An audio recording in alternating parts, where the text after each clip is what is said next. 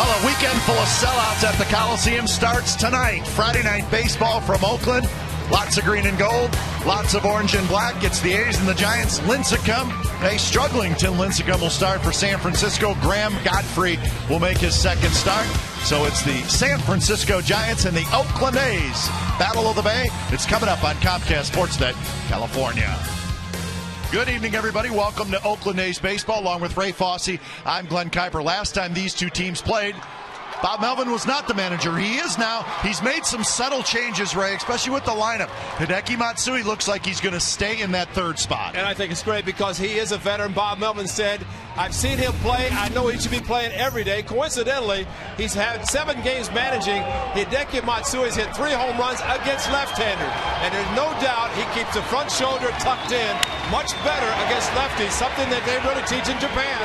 And he's doing it here playing for the Athletics. So it's great to see him swinging the bat as he did yesterday. Francis, a solo home run, and he's just sitting at 499 between Japan and U.S. baseball. We'll see when number 500 comes. Well, the Giants will send Tim Lincecum to the mound. We all know how good he is, Ray. He was great against the A's in San Francisco, but he has struggled since then. And I'm sure he's looking at the game he pitched against the A's in San Francisco. A 3-hit shutout. The guys could not see the ball. Late afternoon in San Francisco. Very tough conditions, but he is an outstanding pitcher. He could get by with 2 pitches. Fastball and changeup. His changeup probably one of the best in baseball. But I think when he faces the Athletics, he has a lot of confidence, whether it's across the bay or here in Oakland. Let's hope that is not the case. And oh, by the way, was that Buster Posey that he went to congratulate? He's not in the lineup, unfortunately. He's injured. Should be a great night for baseball. So the A's are looking for a payback weekend here at the Coliseum, and they will try to do to the Giants what they did to the A's in San Francisco. We'll have lineups and first pitch in front of a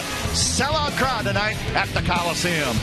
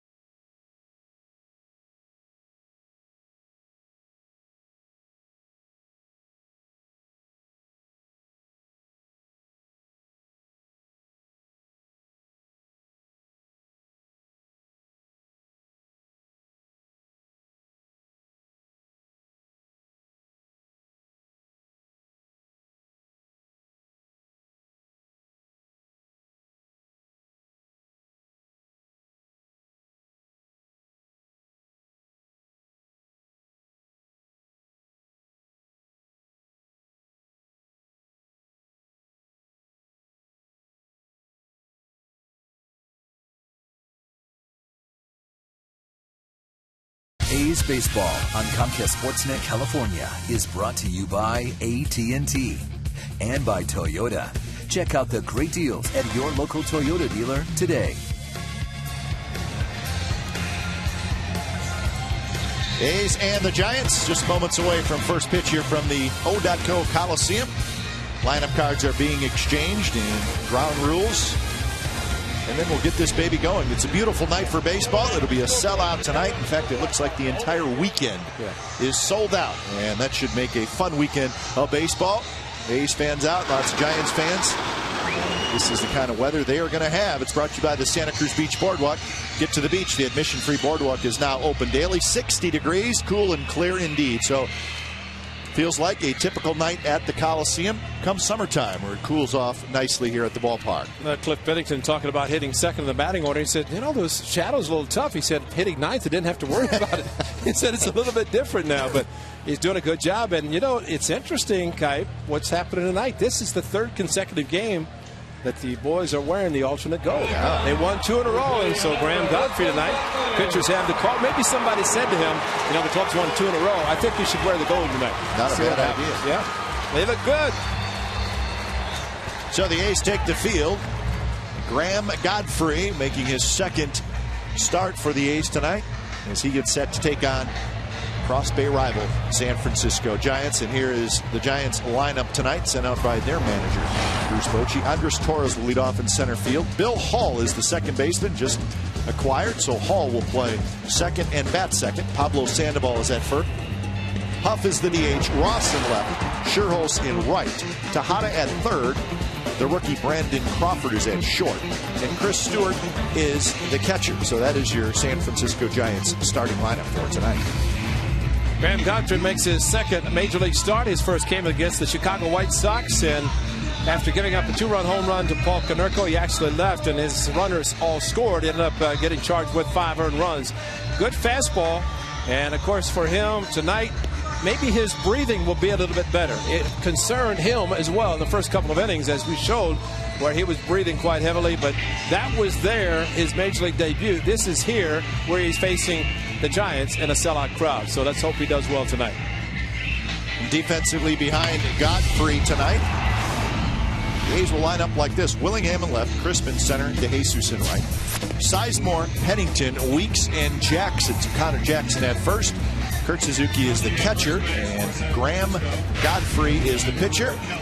He has finished his warm-up tosses, so we're just about set to roll as Andres Torres steps in the batter's box. So the A's just finished taking 2 out of 3 from the Kansas City Royals at home. The Giants took 2 out of 3 from the Arizona Diamondbacks in Arizona. Okay, just a refresher for those A's fans who watch the A's across the bay. In each of the 3 games in San Francisco, Torres got on every game. Each game he got on and he scored. And that was in the bottom of the first inning. Tonight, and this weekend, they're leading off, so let's hope we can keep Torres off, keep the Giants off the board in the first. First pitch to Torres is just a bit high. First pitch, 7-0. Torres 248, a couple of home runs and 12 runs batted in. Fastball is inside, 2-0. Torres, Hall, and Sandoval, the first 3 hitters in the Giants lineup. There's a strike. Torres is a switch hitter.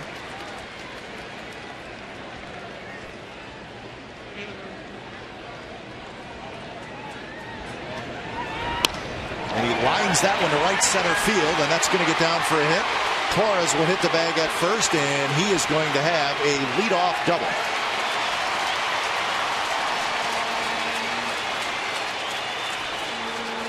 Well, not surprising. That was a 4-seam fastball, 2-1 count. Torres took a strike, making it 2-1. And let's look at this fastball right down the middle. And Torres, very aggressive as always, and very quickly. Graham Godfrey's pitching out of the stretch. That ball almost whipped the wall. And of course, in San Francisco, that's Triples Alley here. Coco got to the ball, holding Torres to a double. So here's Bill Hall.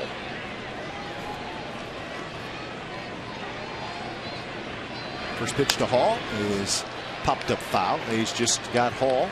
Picked him up off waivers from the Astros. And the Giants had really a couple of serious injuries. Eddie Sanchez, your second baseman. That's the reason Bill Hall is here. And of course, Buster Posey. Unfortunately, he's out for the season.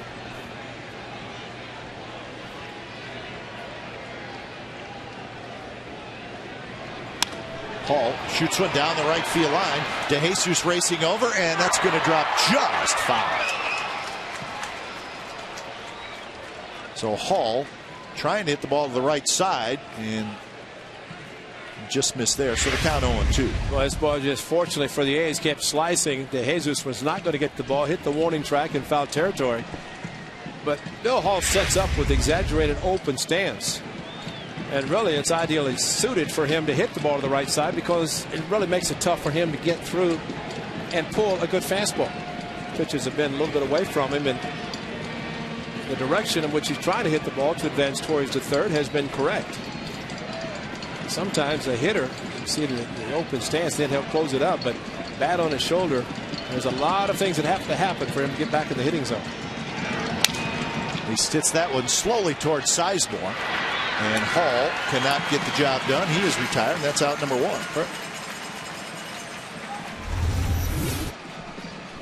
So Posey out for the year. Belt is close to getting back. Freddie Sanchez, they're not sure if they will get him back. So it sort of brings up the question, and you hear it a lot with them. How do they keep winning? Giants are 39-30, and they have the second best record in the National League and the 4th best record in the majors.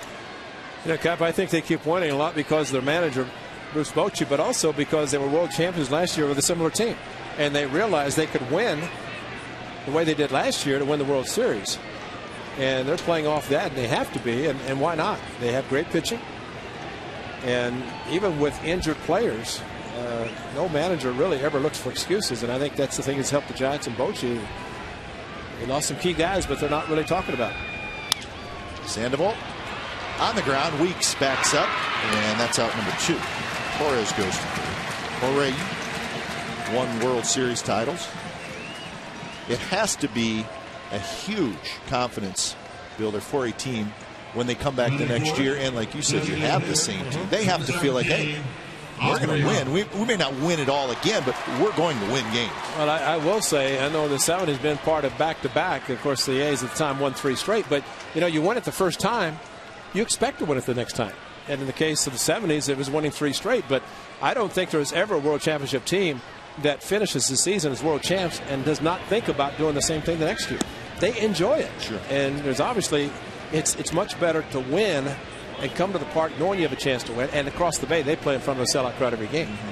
There are a lot of Giants fans here probably couldn't get tickets across the bay. They're happy to come and watch their Giants play in the Bay Area. 1-0 to Aubrey Huff. Breaking ball for a strike. Not surprising that Huff is the DH, and I think when a National League team plays in the American League and able to utilize the DH, they take someone who's familiar with the role. And Aubrey Huff, when he was in the American League, was able to handle it nicely. And I think this is where the advantage goes to the National League coming to American League parks, because they can use a player as a DH. They don't have to worry about the pitcher, and all of a sudden the 8th place hitter, there's more concern about him than in the National League, where they can pitch around him to get to the pitcher. 1-2 to Huff with Torres at third. But what you can also do is you can give a player a half day off. That's right. And that's what Bochy's doing with Huff. You talk to guys who are in the American League and DHing for the first time, times they don't know how to handle it. And Hideki Matsui is a player every day with the Yankees. A shot to Weeks on one hop. He's got it. Side retired. So a leadoff double.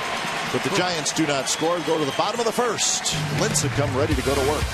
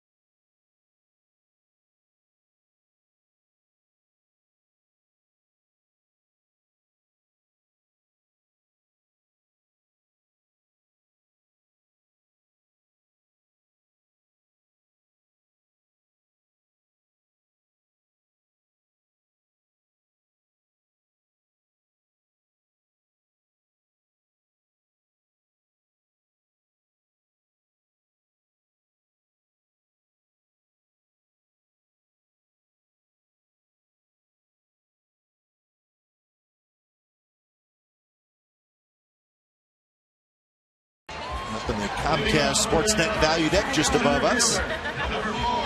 Youngsters having a good time. Here's the lineup for the Oakland A's: Chris, Pennington, Matsui, Willingham, Jackson, DeJesus, Suzuki, Sizemore, and Weeks. Well, the two-time National League Cy Young Award winner Tim Lincecum, 5-5, and we expect him that every time he takes them out, he has a chance to win. Outstanding changeup, fastball, breaking pitch. He has struggled, but I don't think anybody in the A's ball club can be even concerned about his struggles. I guess they could say they hope they continue. Last 3 starts for Lincecum, 16 earned runs in 15 1/3 innings. And there's a line drive. Base hit for Coco Crisp in the left center field. So Crisp leads off the A's half of the first with a base hit. Here's the defense for the Giants tonight. Ross, Torres, Scherholz in the outfield. Tejada, Crawford, Hall, Sandoval around the infield. And Chris Stewart is the catcher.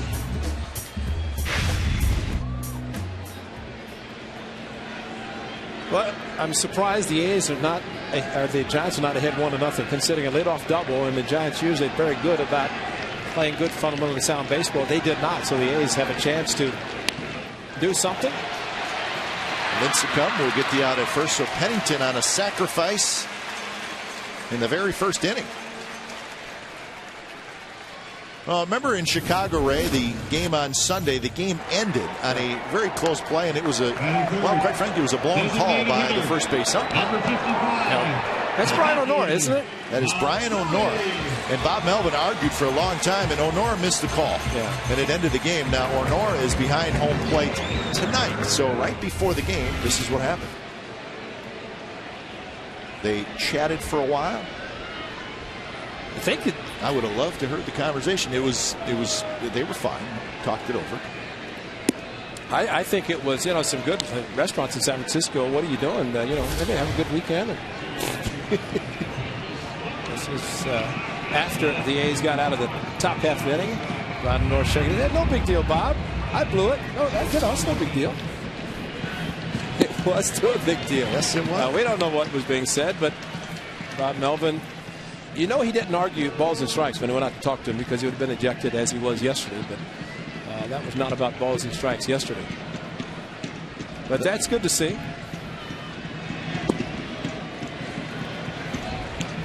Matsui hitting .220 with 6 homers, 27 runs batted in. We're going to see Hideki Matsui facing a right-hander.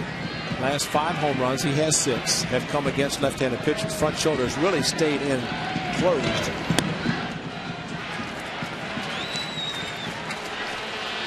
So 3-1 now. Josh Willingham waiting in the on-deck circle.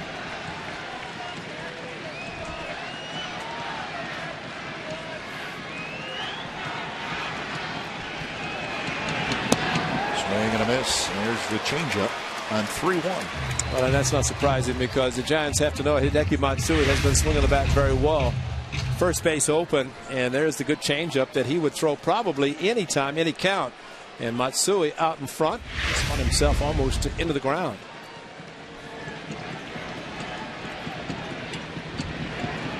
Three-two pitch and a high fastball. Matsui does not go around. Surprised he didn't come back with another changeup. We've seen Rich Harden. Now this is Hideki Matsui against Jeff Francis yesterday. Watch the front shoulder. And he just stayed close, and he crushed the one yesterday. He crushed it. .499 in his career. As we mentioned, 6 with the A's this year, the last 5 against lefties. And there could not be anybody happier than Hideki Matsui to know that he's going to be in the lineup every day under Bob Melvin, probably hitting in the 3rd spot of the batting order, maybe clean up, depending who pitches. First pitch to Willingham, a swing and a miss. 10 homers, 41 RBIs, and a .230 average for Willingham.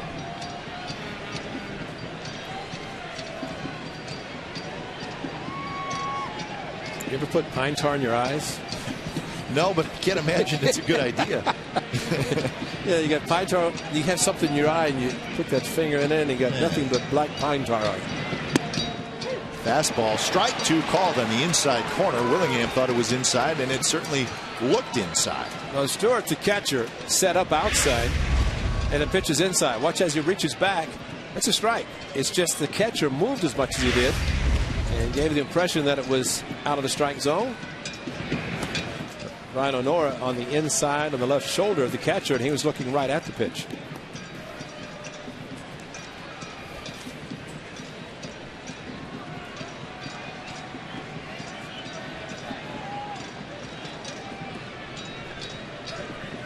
Crisp, he's at second, and Matsui is the runner at first.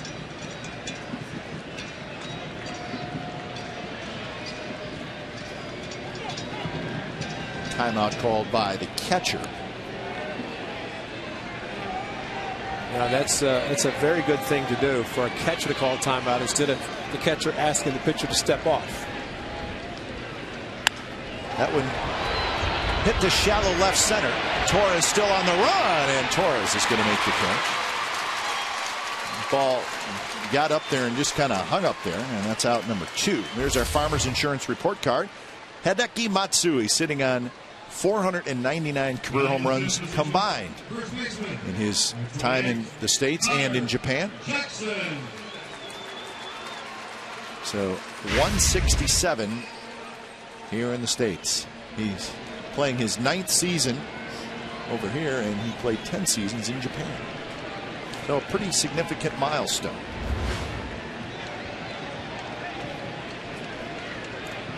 Connor Jackson tried to get a 2-out hit. A fastball in for a strike, 94 miles an hour.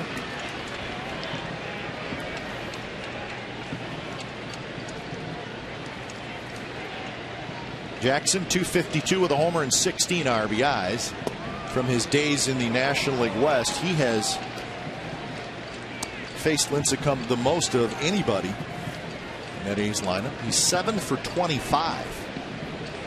And that's the reason he's the lineup tonight, with Derek Barton not getting the start, even though it's righty on righty. Line drive, right field. Scherholz is not going to get it. And the A's are going to take a 1-0 lead. Coco Crisp comes in to score. Connor Jackson with a 2-out RBI hit.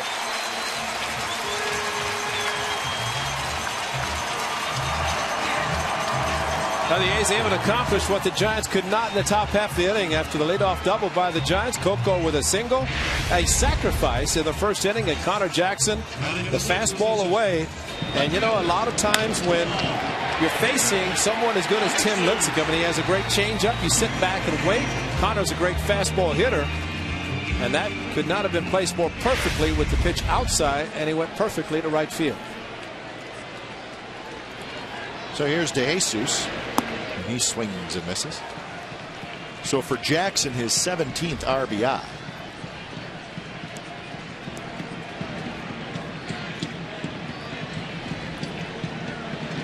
So a couple of hits and a walk against Lincecum here in the first.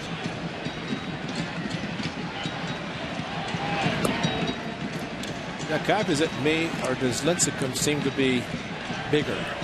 He is bigger. You know, I mean, bigger here in the bigger, shoulder. and then you know, the back. I mean, just kind of a muscular frame. And when he first came, but he just looks, and in a good way. It's not a negative. It's just the fact that he kind of not necessarily bulking up, but definitely bigger. And you know, sometimes that can affect a pitcher. CC Sabathia lost something like 30 or 40 pounds. He said, I had to learn how to pitch all over again, just because certain parts of your body's gone, you know, and things just didn't move as fluid for him. But he was bigger last year too. Was he? Oh yeah. And he had some room to put on some weight. Oh yeah, exactly. He's just a little guy. Yeah. I remember one pitcher back when I was in Cleveland. He had run at a certain pace, and he says, you know, it's taken me a long time to get this weight. I'm not going to lose it because you want me to sprint and run hard and sweat. He just take his time, same pace, because he had those beverages of choice. Runner takes off, and it's ball 4. So another walk, and the bases are loaded. Okay, the Dodge Charger keys to the game. Yes, the A's were swept there. They're in San Francisco, and they'd like to do the same here. At least have a good series against the Giants. And 3 sellout crowds. Tim Lincecum struggling, but yes, he is always dangerous. He won the Cy Young Award twice, as he had at his young age. He is very good. That is the brain trust, Bruce Bochy. Of course, Dave Righetti, great pitcher in his own right. Bruce Bochy, catcher, great manager with the Padres, now with the Giants. They got the hardware to brag about now with the World Championship ring. First pitch to Suzuki's inside, so Lincecum looks a little out of whack here in the first. Shall we say what we always say? Get him now. Get him now, because he's that good and he can adjust. Take advantage. Fastball inside, 2-0.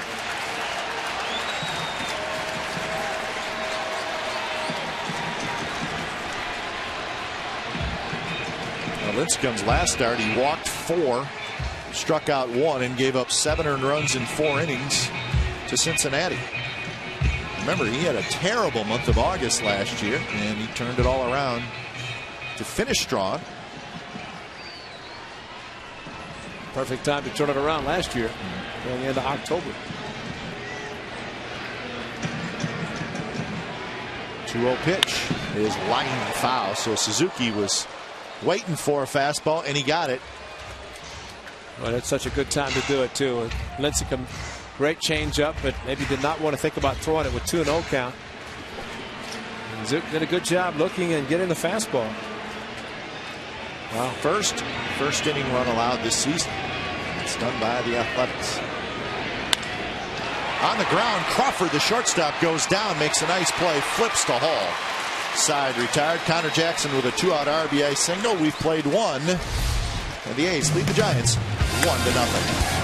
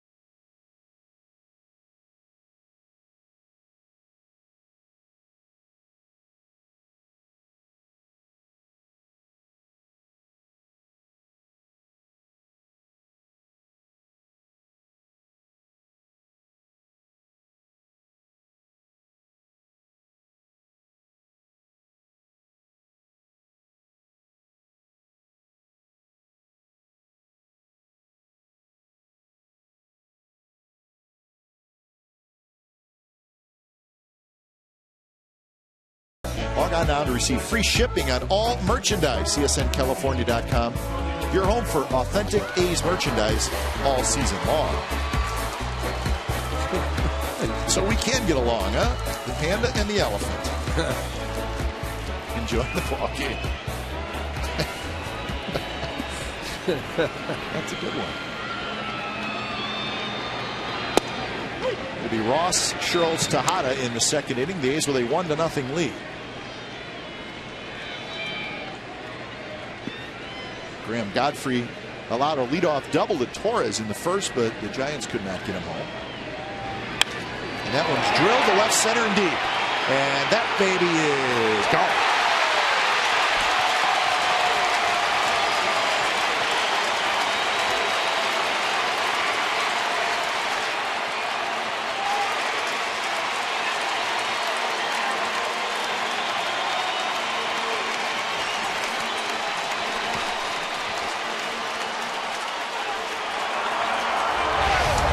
Fastball at 91 after throwing a first pitch fastball, and that ball tailed right back into the swing of Cody Ross. And of course, got Roy Halladay last year in October, League Championship Series, first 2 at bats.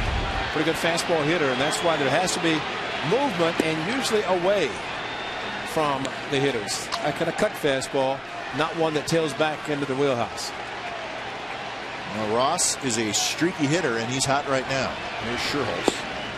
There's a strike, 1-1. So home run number 6 for Cody Ross.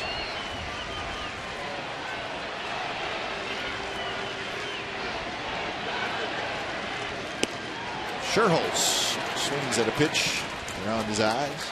Watch this ball tail back into Cody Ross, and it just perfect for him to do exactly what he did. Not surprising.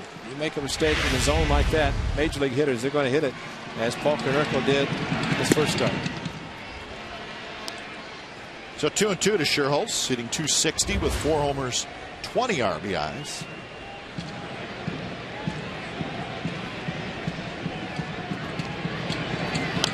We like to call him Babe Scherholz when he plays the A's. He always puts his entire game together and always plays extremely well against the Athletics. He's a .357 career hitter against the A's. He's done a lot of things defensively too. Surprised he didn't catch Connor Jackson's line drive. Little blooper, and Pennington has it.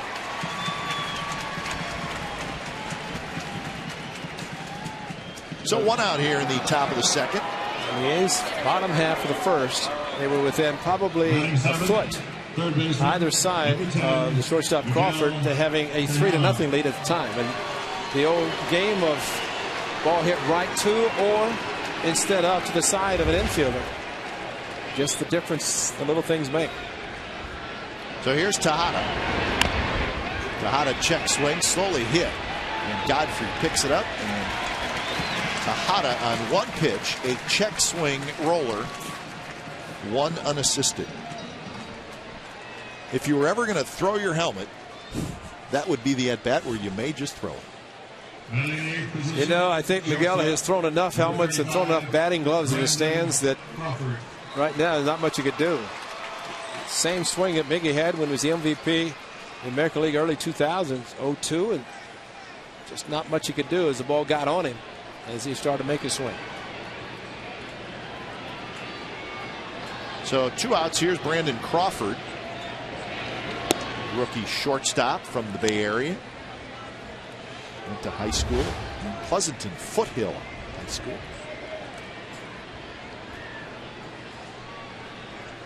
So my guess is he had a pass list tonight. It was probably pretty large. How about Nate Scherholz also? Scherholz, San Ramon. yeah. So yeah, there are a couple of guys.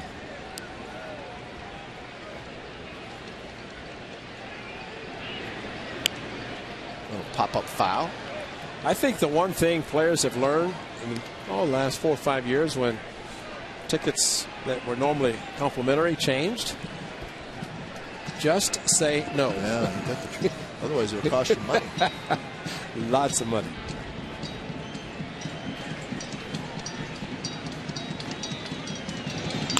Crawford on the ground to Weeks. And throw is wide, and Jackson kept his foot on the bag. Side retired. Cody Ross with a home run. So we head to the bottom of the second, tied at 1.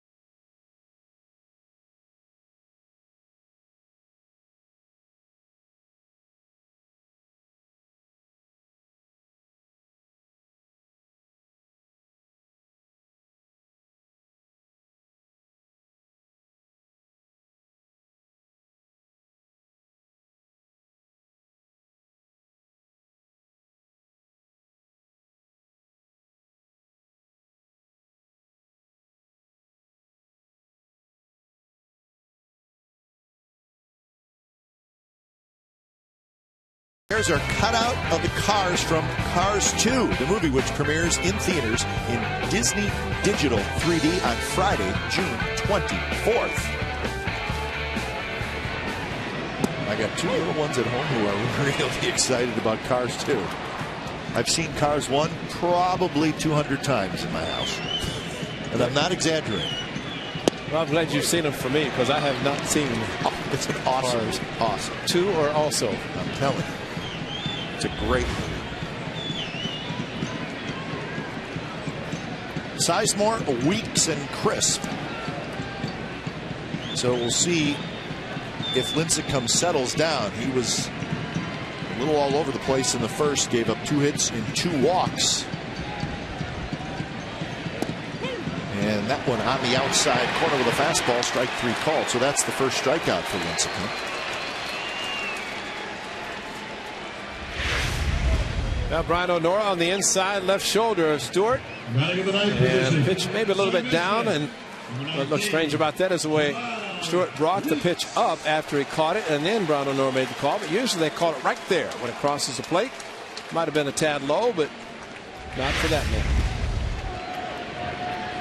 So here's Jemile Weeks. Lincecum is 5th in the league in strikeouts coming into tonight's start.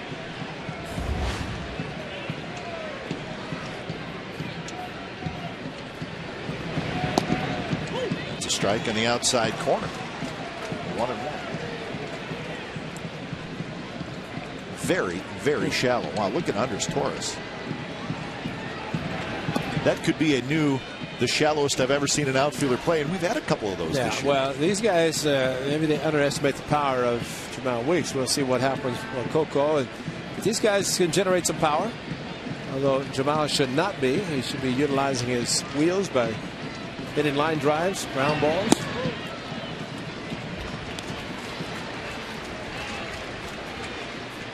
So 3-1 to Weeks. 11 hits and 32 at bats.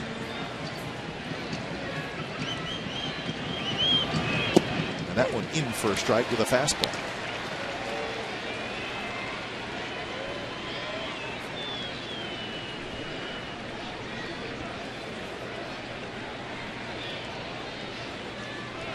Payoff pitch. Swing and a miss. Change up, and Weeks missed it. You would never get that at Sacramento. And I think he realizes, because he saw it, and of course right there he thought it was a strike, and then the bottom dropped out of it. And I'd still say, of course, if you knew the changeup was coming, you'd just take it, because it's not too often it's going to be an actual strike. About that. Here's your strikeout leaders this year. 3 of the top 4 Phillies.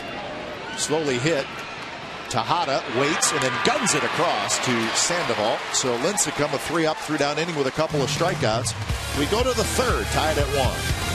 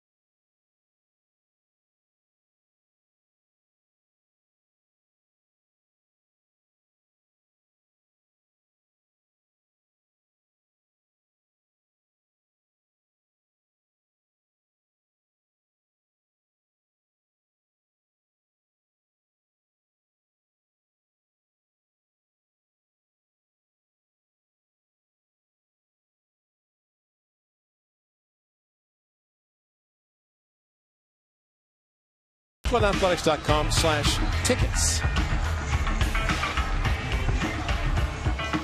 15 straight games against the National League teams. 3 here this weekend, and on to New York Mets and Philadelphia Phillies, then back with the Marlins and Diamondbacks. Saw Josh Outman today. He was carrying his bat around, taking some swings, and we talked to him for a little while. 6-game road trip in National League cities, so there's always going to be one starter who's going to get to hit twice, and it's Josh Outman. So he will. That means Tuesday and Sunday for him. So we asked him. He said, "Yeah, Roy Halladay next Sunday." Right. So they know who they're facing. This is Chris Stewart, the catcher. Stewart gets a little pop-up. Weeks going out, still going out, and makes the catch. Josh Outman also in the minor leagues sitting over 300 with a couple of home runs. He said he'll be ready.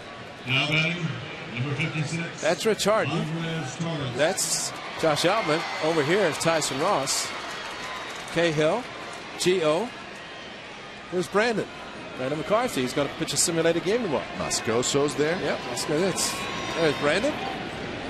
Good to see that he's going to be back throwing a simulated game tomorrow, facing hitters. And Tyson Ross was saying that maybe sometime next week he also will be doing that. Just to reintroduce you to starting pitchers, it's changed considerably since the opener, April 1st. Torres led off the game with a double to right center, but ended up being stranded. Weeks dives, he's got it. Gets up, throws in time. What a play by Jemiah Weeks. That's one great play because the ball was past him when he caught it. Torres again hit the ball hard, but great diving. Look how quick he got it. My goodness. He hardly hit the ground, and he was up throwing. Pop, pop, up and throwing because he knows Torres runs well. That is a tremendous play. You don't even see Torres. Godfrey liked it. A little sigh of relief that Torres didn't get another hit. Ball for a strike to Bill Hall. Jemiah Weeks just proved right there. He struck out on a 3-2 changeup, but he wasn't thinking about it when he got to the field defensively. And that's what a good fielder will do, is forget about his offense and put on the defensive face, and boy, Jemiah did it. Mark Gallis will be on his rehab assignment this weekend in Sacramento. He is eligible to come off Wednesday while the A's are in New York against the Mets. 0-2 pitch. Hall pops it up. Jackson under it. He's got it side retired. So a 3-up, 3-down inning and a nice play by Jemiah Weeks. Bottom of the third coming up.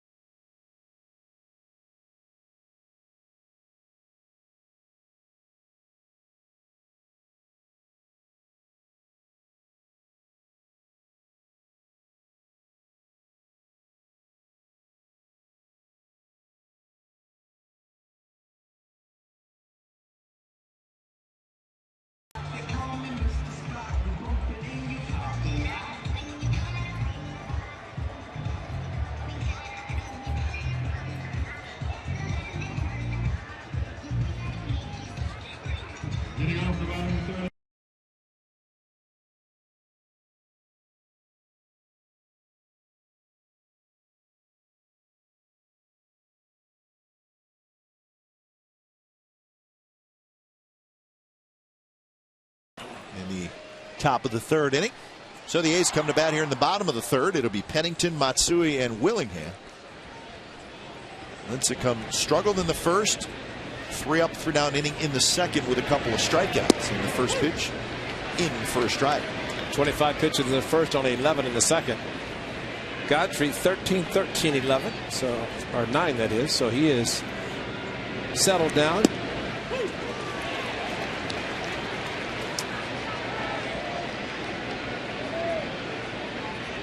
So quick 0-2 to Cliff Pennington. Swing and a miss, struck him out, and that was a nasty pitch. So that's 3 strikeouts for Lincecum.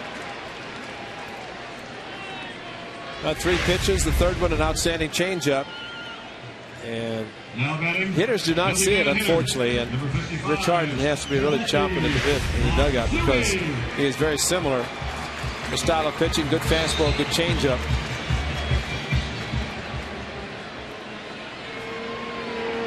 So that'll bring up Matsui. Fastball a bit outside. Matsui walked in the first inning.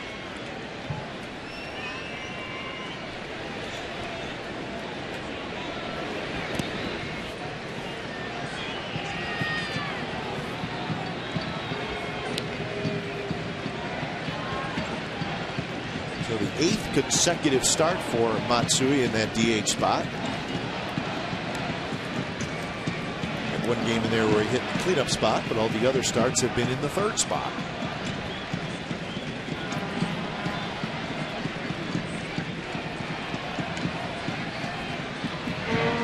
And according to the manager, Bob Melvin, Hideki Matsui is going to get a little time in the outfield next week when the A's go to the Mets and to the Phillies.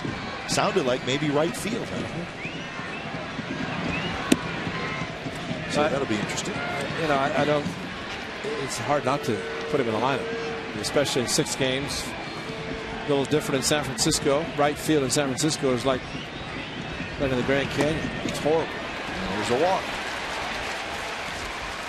So let's head upstairs. It is Authentic Fan Friday, and the Comcast Sportsnet Value Deck is Kate Longworth. Kate.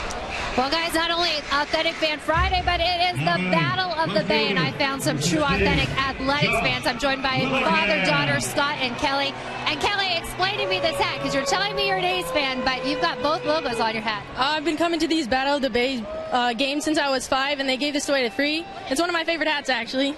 And for you, Dad, it's Father's Day weekend. How great is it to find a deal like this where you and your daughter can come out and enjoy the ball game? This is a great deal for the A's. I really like coming here. We really like to be with all these authentic A's fans. Been coming here for years, and this is my 20th game this year. And Kelly, so far, what's been the best part of this game? Because I know you've got lots of giveaways up here, and you're enjoying some good baseball.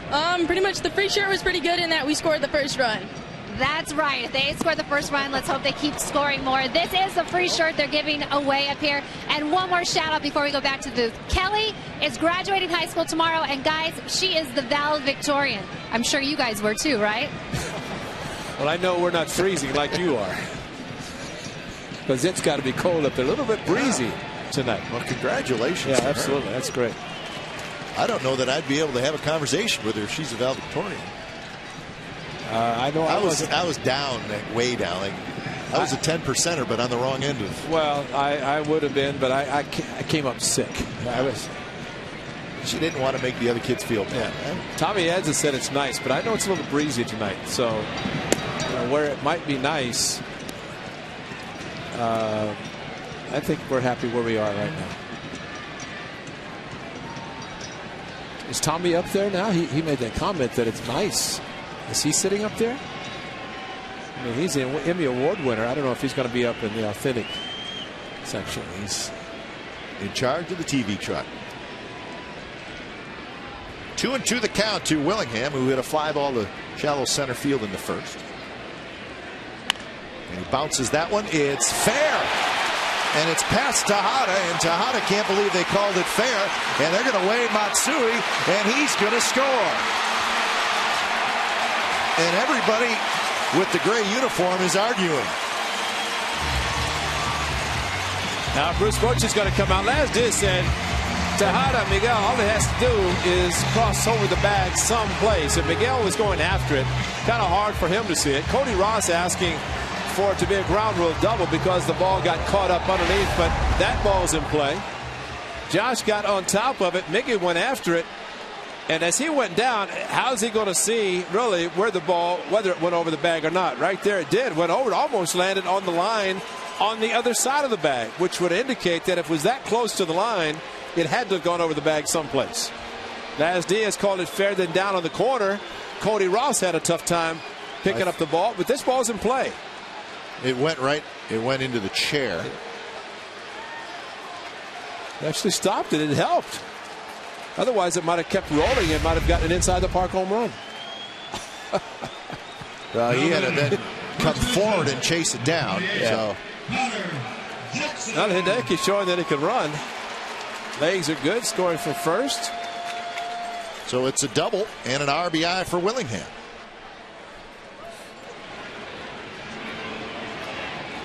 So give him 42 RBIs, and here's Connor Jackson.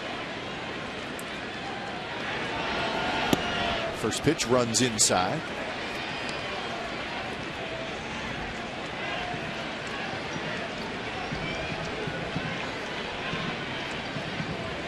Jackson had the 2-out RBI single. Runner takes off, and the throw sails into left field, and the A's are going to get another run. Willingham will come in to score. Stewart just airmailed it, and it's 3-1. Now that's simply a case of Josh Willingham stealing on the pitcher. Stewart should never have thrown the ball. He had no chance to throw him out. And Willingham, and look at, nobody's even holding him close. The jump he got was unbelievable, and you talk about airmail. That's first class. So a break for the A's. Sometimes, as hard as it is for a catcher to not throw just to eat the ball, he did, and it cost him.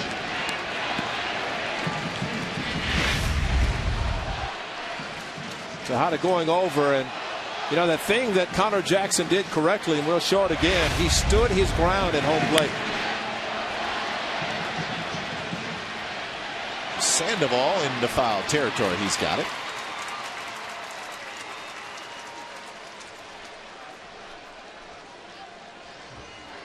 Now watch Connor Jackson as Stewart comes from behind the plate. Connor Jackson takes the pitch. He doesn't move. That forced Stewart to have to come around behind him to throw.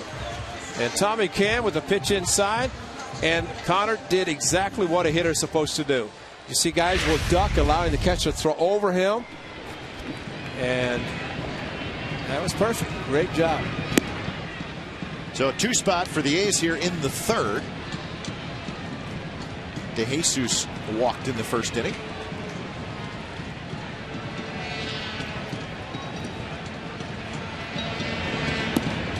And it's 2-0. So Godfrey with a couple of runs to work with in the early going. Well, he gave up the home run, but other than that, he has settled down much different than the way he pitched in Chicago.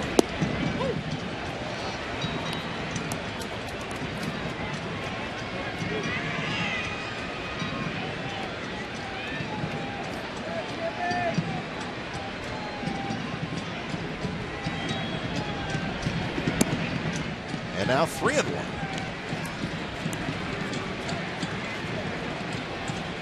Kurt Suzuki would be next if DeJesus can get aboard.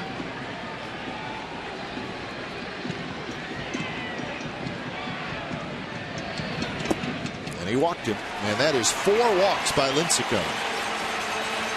Dave Righetti is going to pay a visit to his pitcher, and Hideki Matsui mentioned might be playing some outfield. Well, this ball down in the corner, and check out his knees, his legs, as he's had knee surgeries. And down in the corner, and he sees Mike Gallego, and Mike's got the arm going. Hideki, a very good job of cutting the corners nicely. So he's hitting home runs. He's scoring from first on doubles. So he's got to be thinking he's going to play the outfield. So 4 walks and 3 strikeouts for Lincecum, and he just does not look sharp. Now batting, the catcher, number 8, So Kurt Suzuki will hit.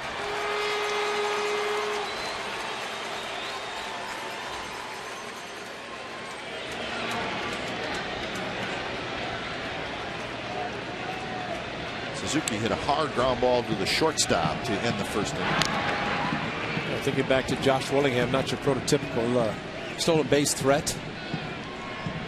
But the one thing about him getting that kind of a jump, and maybe it's a case where he looked in the dugout, Bob Evans said, "You got it, take it." I mean, if they're giving it to you, take it.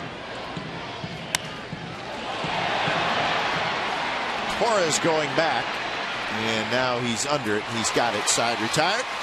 A's get a couple of runs off Lincecum, so we head to the fourth inning. It's the A's 3 and the Giants 1.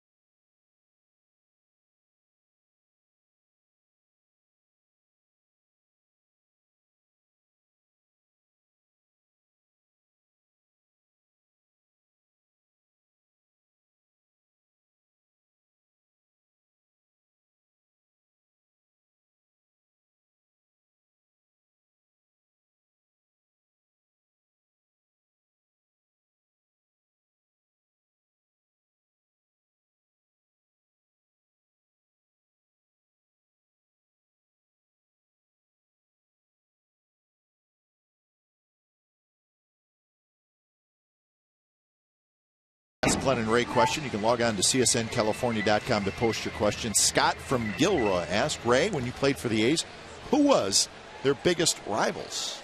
Leading off the top of the fourth inning Wow. for San Francisco. Probably Kansas City, Texas.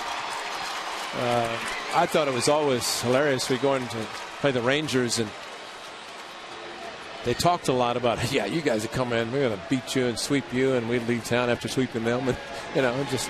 But it's Kansas City was always tough, just because they had the great teams, and you know, at that time, it wasn't the same divisional setup. Yeah. 3 divisions in each league, which you're trying to change and have still 3 but equal teams. But some very good teams, and of course then it was, if you won the division, you played the league championship series against the other division, a 5-game series, and the winner goes to the World Series. So it was always great to kind of carry it right through the end of the season, so you at least had the momentum going into the postseason.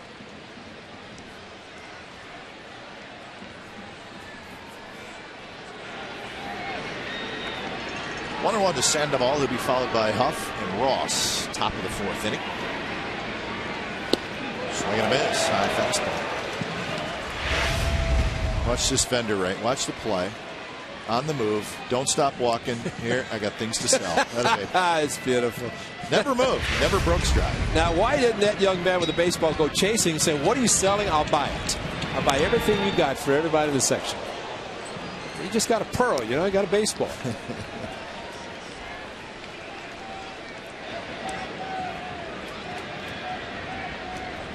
She had to have lost a bet. I mean, anybody who would wear that had to have lost a bet. You know? I bet you won't wear that. I'll show you. How much you want to bet? There's a few people wearing them. I know that they all lost bets. They all lost bets. Somebody's making money off them. Yeah. A lot of. Wow. What did they wear when he was on the disabled list? They still wear it? I don't know. He lines that one left center field. Coco can't get it. So Sandoval with a leadoff single.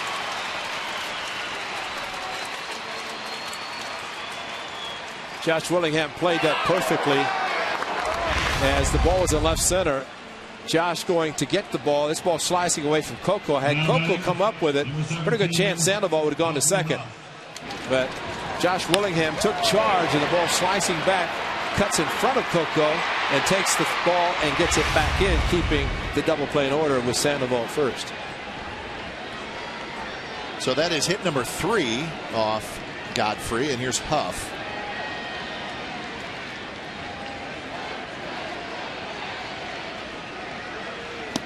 Huff takes a fastball first, right? DHing tonight. You know, major accomplishment for Pablo Sandoval. Not only he's got everybody wearing the panda hats, but for him to go on the disabled list and not gain weight. You know, he lost a lot of weight, came into the season in great shape. On the infield, and Sizemore makes a basket catch, and that's out number 1. I think Pinnock was saying, you called it, I was going to let you. But that wind is blowing pretty strong from left to right. Because the ball ended up being at the shortstop position, but sometimes in a case like this, if the guy calls for it, you got to stay with it. It's always nice in that case to have a runner at first with less than 2 outs. Yeah. That know that if you do drop it, you're going to get the force at least. Here's Ross, who homered in the second. I think he's proven to get a fastball. Be careful. Yeah. And Godfrey's throwing a pretty good slider.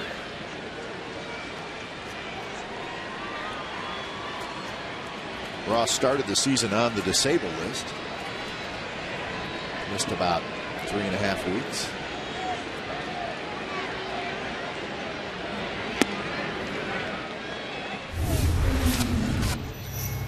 Oh, 1 fastball, his first at bat. The second inning ball turned right back into the middle of the plate and over the jagged edge of left center.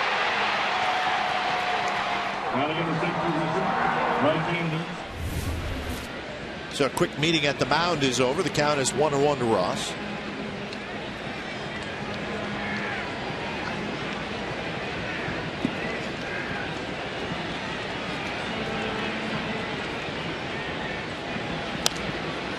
Foul back. So 1-2. A little bit of a hanger, but still is a slider. Ross swinging like he's looking fastball. Most hitters do.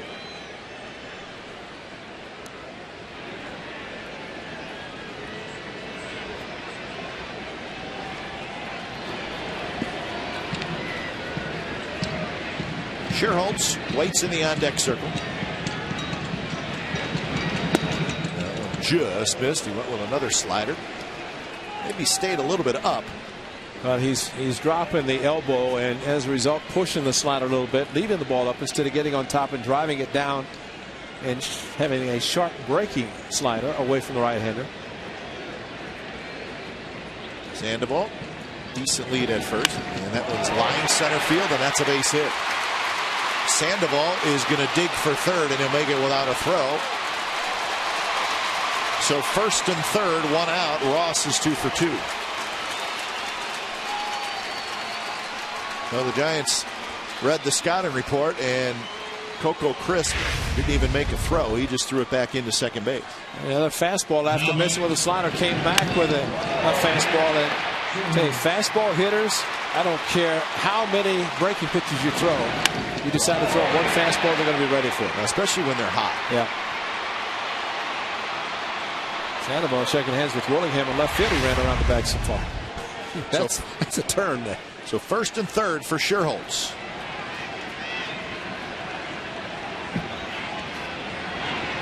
So here's your opportunity for a shutdown inning, but Godfrey is going to have to work for it.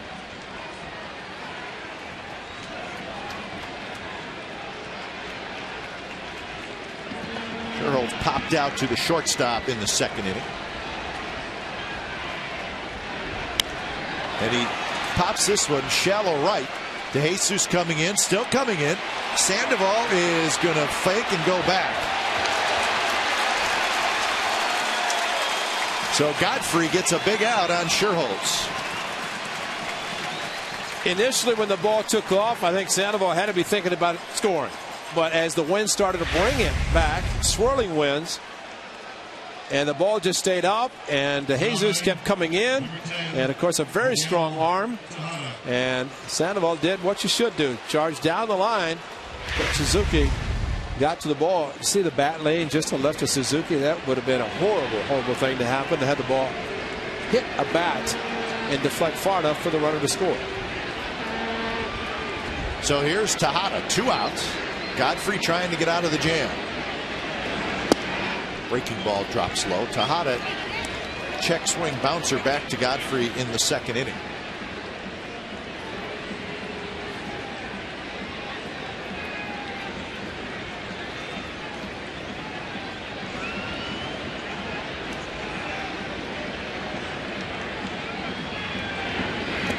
Another one, that one bounces away. Here comes Sandoval. The throw is there, and they got him. Wow. Terrific play by Kurt Suzuki to keep the Giants off the board.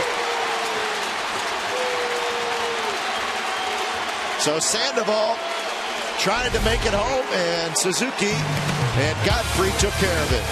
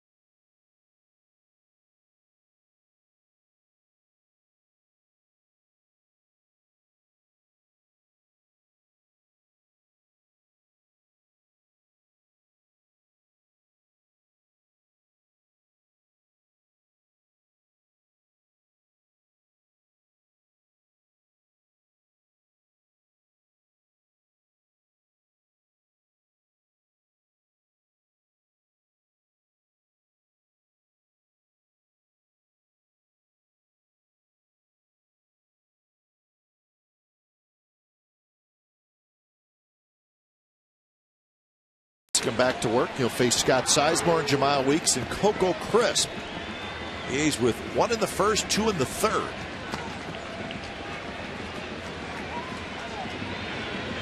So they have taken advantage of Lincecum, who's been a little erratic. Sizemore struck out in the 2nd inning.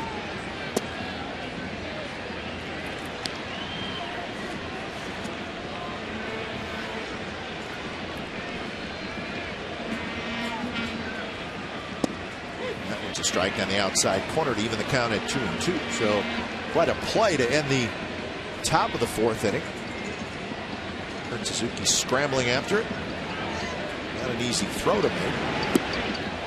There's a strikeout.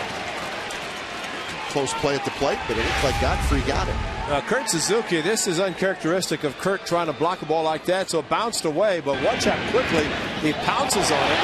And then Godfrey, a good job putting the 10 down, bang, bang. And, you know, at that point, it looks like he might be safe, but a slower version of the play shows, bam, right there. He got him on the foot before the foot crossed the plate. Brian O'Nora there, called him out, and Pablo couldn't believe it. But that was a great play, especially for a pitcher, because to know you're putting your glove down there and maybe your body, and you got the spikes coming in, And he actually slid right into Godfrey. Instead of sliding away, maybe fading away, he went right into the tag.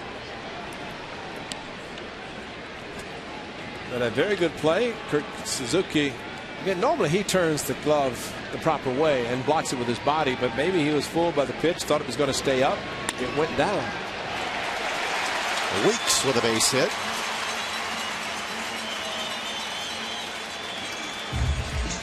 Time now for our trivia question, which is brought to you by AT&T. Which two players have the most hits versus the Giants in Oakland history? Number 4, Coco. Now, these two teams have been playing since interleague started in 1997. The A's lead the all-time series 42-41. Isn't that amazing? How about that? It's kind of like the A's and the Angels. Series, and especially recently. See if Jamal Weeks now tests the arm of Stewart.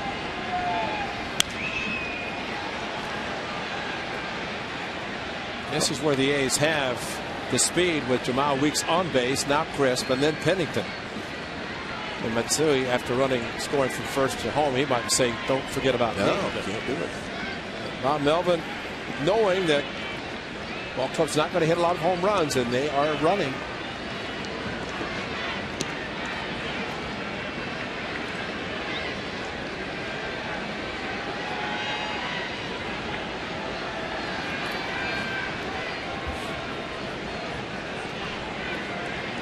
This will be pitch number 70 for Lincecum.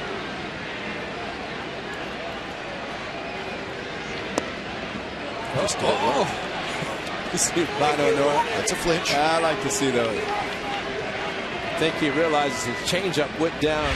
Watch the right hand of Onora. What's this? Oh, Velcro got him. Did not move. But he made the right call. No call because it was a ball. Runner goes. Stewart's throw is there, and he's out. The ball kick away. Well, they called him out. That was the helmet that kicked away. Yeah, I saw something trickle away. Crawford hung in there, and Stewart that time made a very nice throw. So Weeks is caught stealing. A very quick release by Stewart. Weeks did not have a very big lead or jump, and that ball almost in the dirt. And Jamal going hard into the shortstop Crawford. He was straddled the bag, just put the tag down.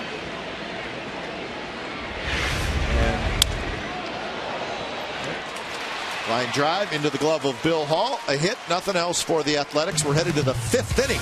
3-1 A's.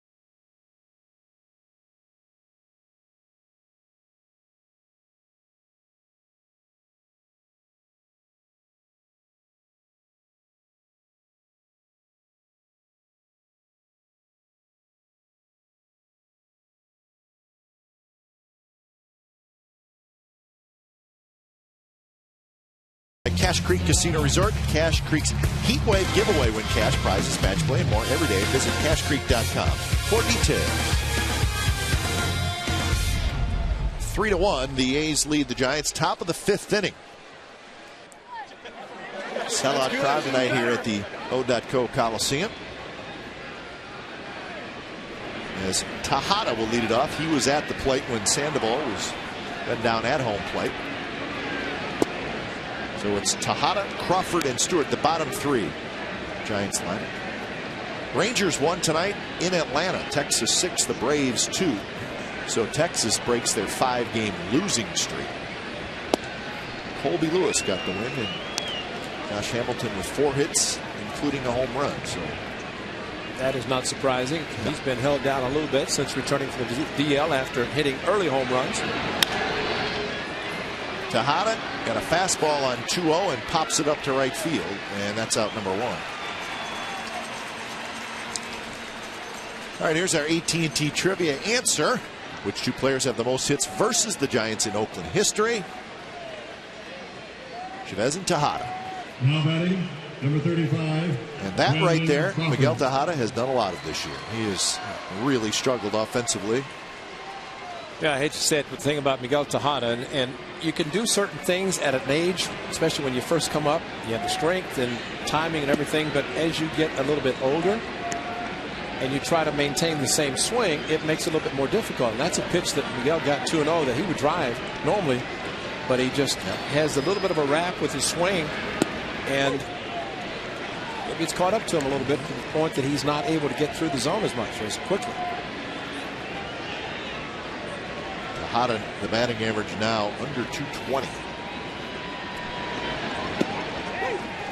And he's no doubt feeling the pressure of guys coming back. No question. Off the disabled list. And boy, he was good with the A's. MVP in 02. 01 to 03, played every day. He never wanted to come out of the lineup. And I thought he was the best cheerleader the A's ever had on the bench. He could be playing, and he had Ron Washington coaching third, and he's running down the dugout waving just like Wash was waving the guys home. A lot of exciting times in the early 2000s. And he was just showing his swing exactly there of what he's doing and why he's not driving the ball. A little bit of a loop in his swing and getting under the ball.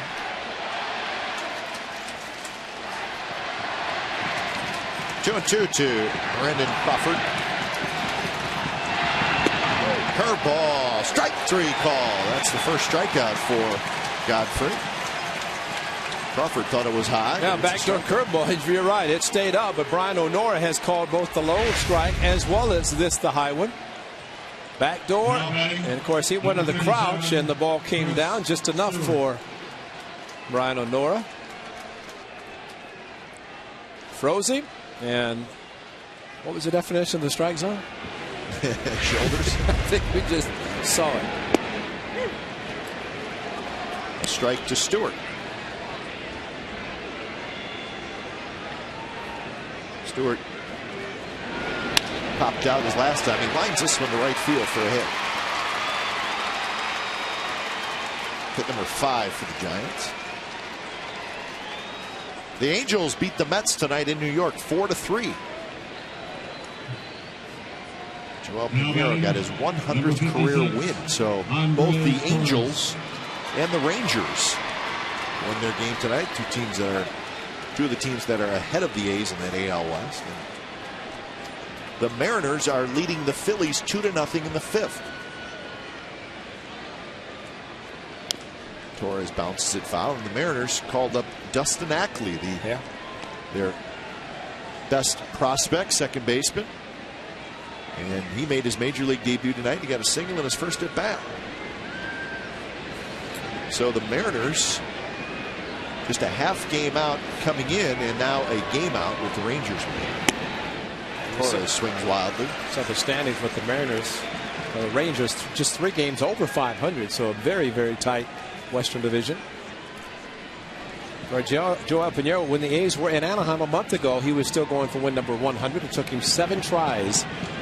And tonight he finally got it. So congratulations to Pinheiro. Runner goes, and it's popped up, and it's just below us. The pitching matchup in Seattle tonight is Michael Pineda, who's looking for his 7th win against Roy Oswalt. So we'll keep an eye on that one. 2-0 Mariners in the 5th.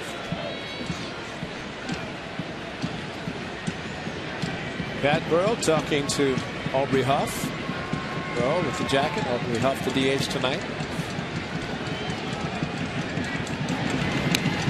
Foul ball. College teammates, huh? How would you like to face those two guys in college?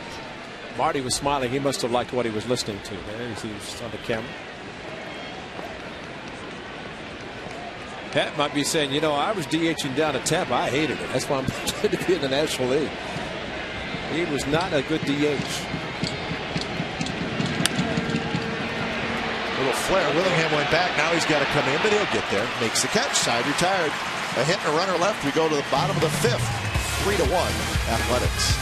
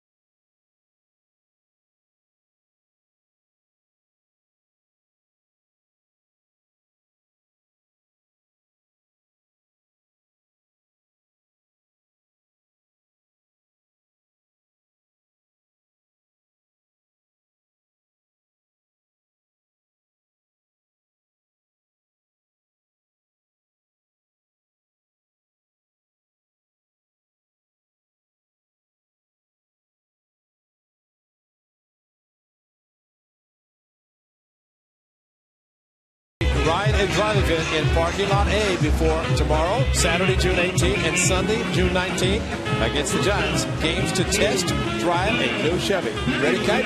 Yeah. Corvette. Yeah. You'll get an A's Raleigh cap and a ticket to a future game just for taking a test drive in parking lot A. Motocross right out in front. Okay, hey, that's going to be fun. Test drive a Chevy. That'll be fun. Pennington on the first pitch. Sandoval dives and then is able to get a throw to Lincecum, who's covering the bag. So time now for the Ford right choice. Hideki Matsui with the National League games coming up next week, Tuesday through Sunday. Hideki in the outfield. Hideki, a left-handed hitter, right-handed thrower. And of course, running very well. And a very accomplished outfielder, of course, playing with the Yankees when he first came to the U.S. Sunglasses probably would be a necessary item if you're playing Thursday or Sunday, the two day games. Series finale, this is called Citi Field now for the Mets, not Shea anymore. And Citizens Bank on Sunday in Philadelphia, 2 day games. Temperatures mid to upper 80s, all 6 games. So those are back east. Perfect. Matsui has walked twice and scored a run. 75 pitches for Lincecum. He's given up 3 runs. That's a strike down around the knees.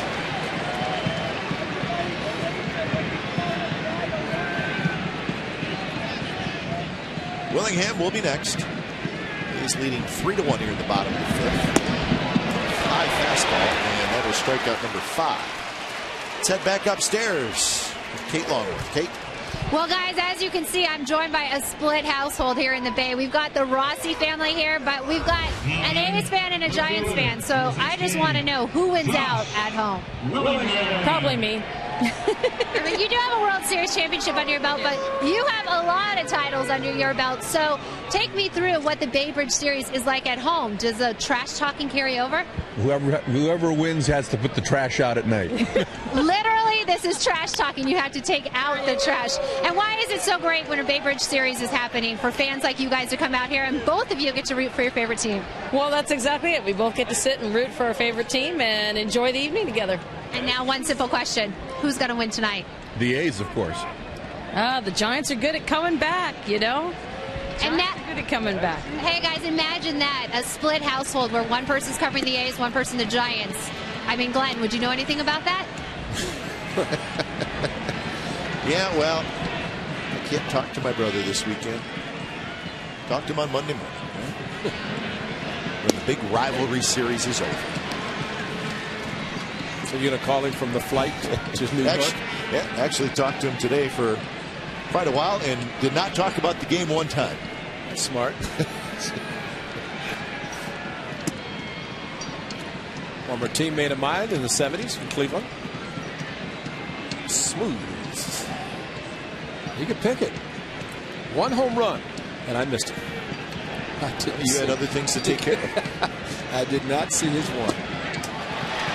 Couple of strikeouts for Lincecum in the bottom of the 5th. He's now got 6.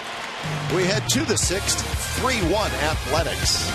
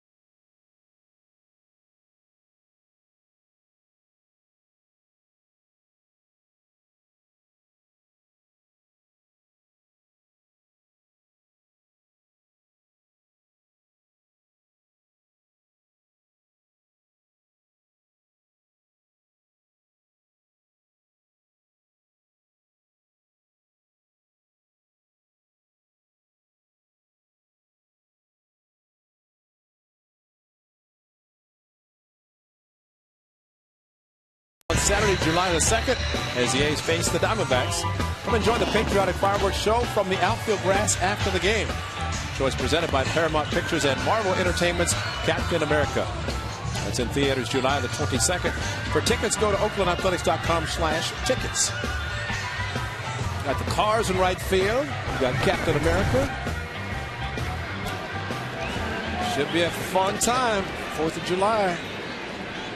There they are, the Cars.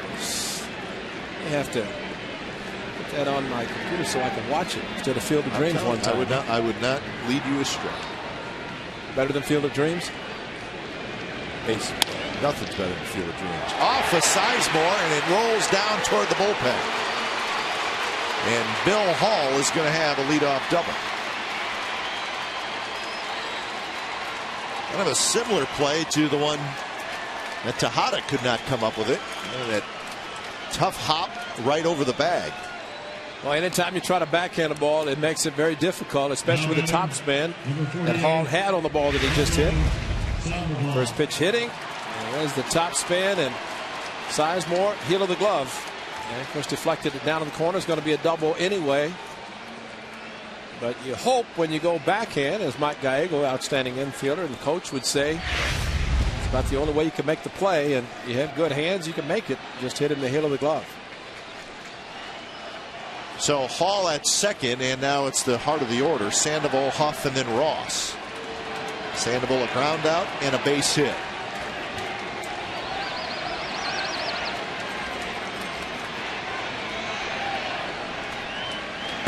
And there's a strike to Sandoval. That was pitch number 70 for Graham Godfrey. He threw 90 in that start in Chicago. He did that in 4 1/3 innings.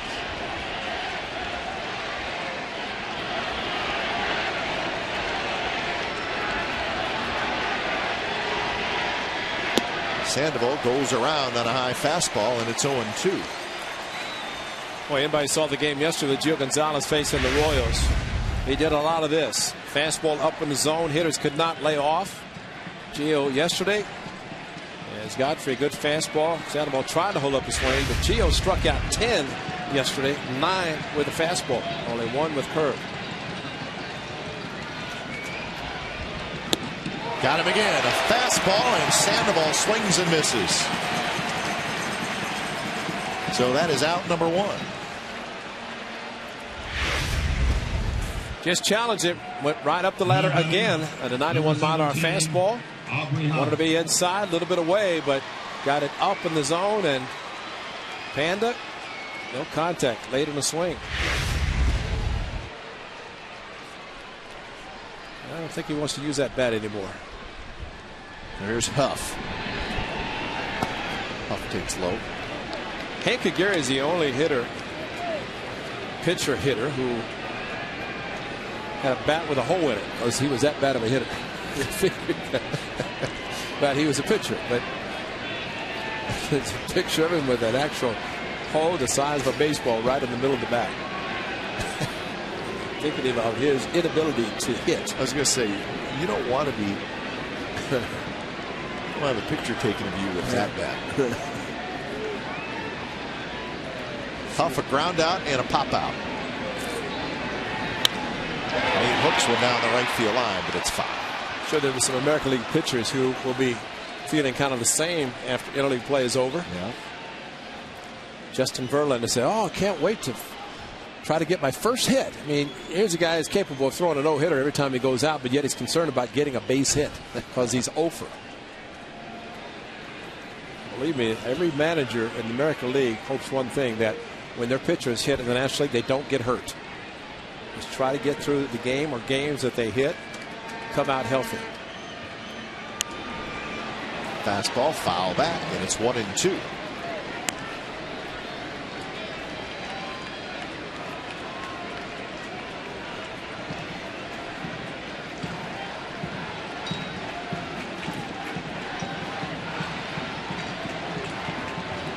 Hall is the runner at second. He's got pretty good speed.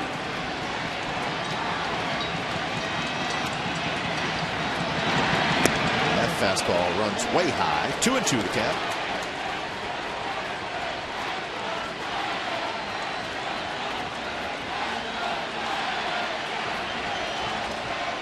Huff with 8 home runs and 35 runs batted in.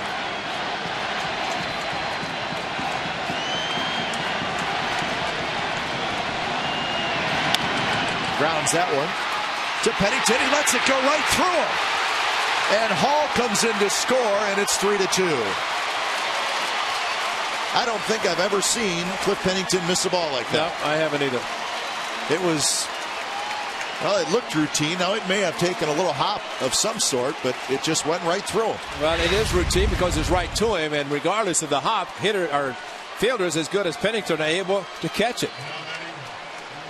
And the ball stayed up, and he went up. But right there, I mean, he just missed it. Flat out missed it. And that is so uncharacteristic of him, because he is very sure-handed. Hit him in the heel of the glove, and no part of his body is it. At least you'd hope you'd hit him in the midsection and stop there and make it first and third, but it was not the case. So now it's 3-2, and Breslow starts to get loose. Here's Ross. Fastball for a strike to Ross. The only thing I could think, and it looked at watching the replay, didn't take his eye off the ball, but with the runner going to third, look at the runner. You know, maybe thinking have a chance to get him, but you know, that being the second out, if he makes the play, that's what you're concerned about, getting the second out and not worrying about if the runner goes to third. Swing and a miss by Ross, and it's 0-2. Well, that is the 55th error this year by the A's, and the bad news is that's the most in the American League.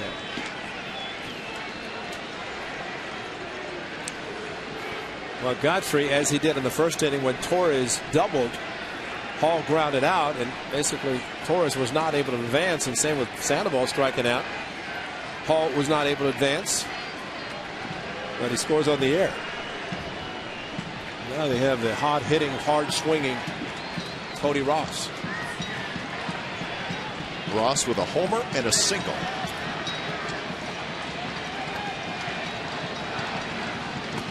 He lays off the breaking ball, drops low, 1-2 the count. Scherholz in the on-deck circle.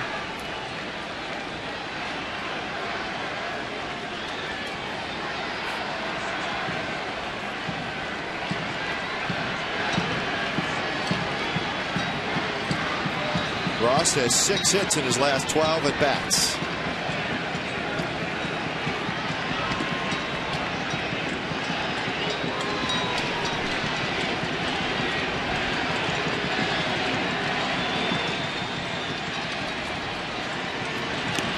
And goes after that high fastball and fouls it straight back.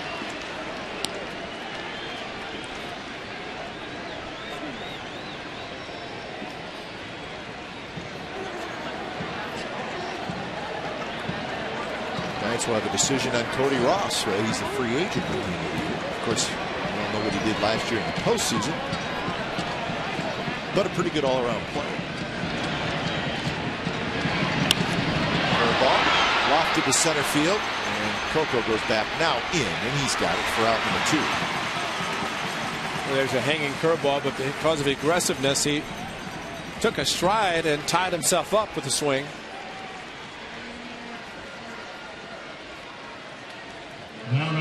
I think with Ben Godfrey, of course, should be out of the inning right now, but I think if he can get through this inning, maybe a bullpen rest of the way, and you get 6 strong innings out of your pitcher in this case, making his 2nd major league start. He's pitched very well. I don't think you look at the pitch count either. It's just 82. You'd think, well, he could go another inning.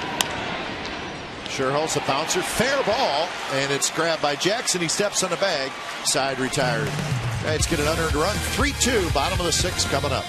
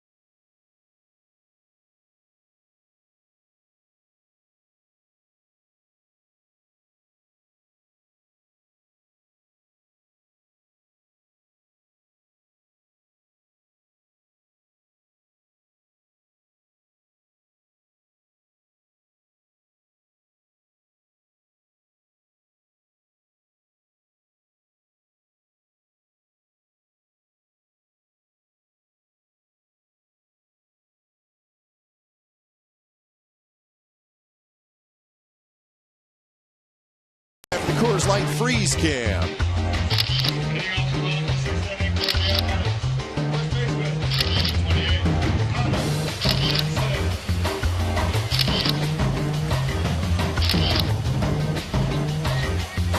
Coors Light Freeze Cam is brought to you by Frost Brewed Coors Light, the world's most refreshing beer. A's 3, Giants 2, bottom of the 6th inning. It'll be Jackson, DeJesus, and Suzuki.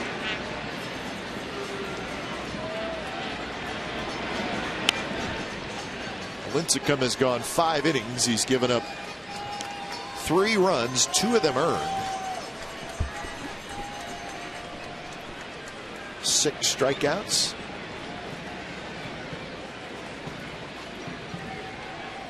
So not the dominant guy that the A's have seen in the last 3.5 years.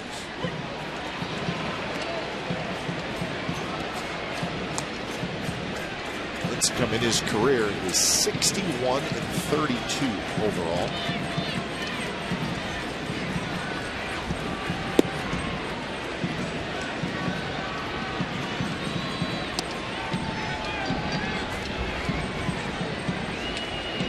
Jackson, a big hit in this game. RBI single with 2 outs in the first inning. He fouled out to Sandoval in the 3rd. 22 years ago, that's exactly what it was. The Battle of the Bay in the World Series in '89. I believe that was 22 years ago. Yeah. Connor Jackson with a base hit to left field.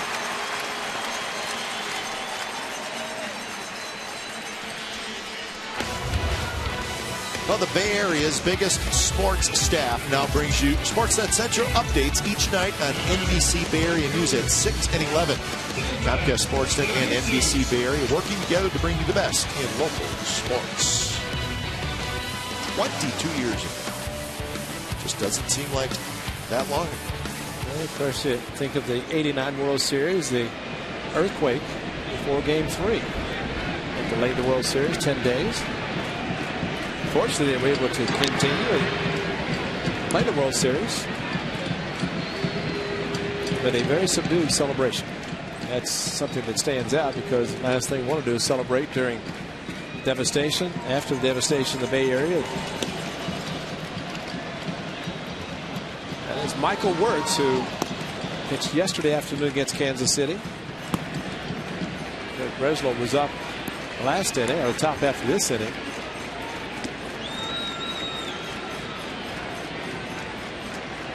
He's looking to add on. DeJesus has walked twice tonight.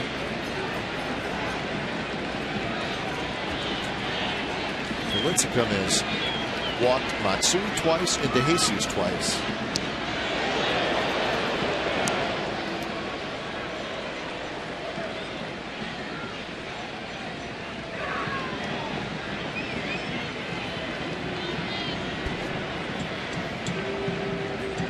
Five hits now against Lincecum for the A's after the Jackson single. Tejada way in on the grass, and that pitch is a strike. Good to the low. And here's just quickly a look back to Brian O'Nora as this ball dropped below the knees, and even though Stewart caught it and brought it up, I think it looks O'Nora makes O'Nora look bad. He calls it after Stewart brings the catcher's mitt up, and it's clearly out of the strike zone. And now 1-2.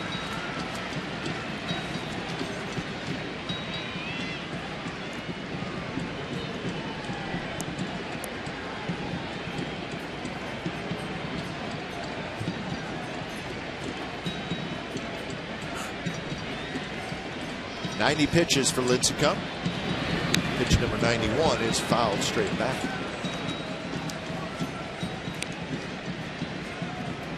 So talking about this all-time series where the A's lead 42-41, it was even maybe the first 7 or 8 years, and then the A's dominated for a while, but as of late the Giants have won 13 of the last 17, including 6 in a row. So that's why it is evened up to the 42-41 record for the A's. First couple years, the teams just played 4 games total. Now, of course, 6. So the 15th season of interleague play. Still haven't been to Milwaukee.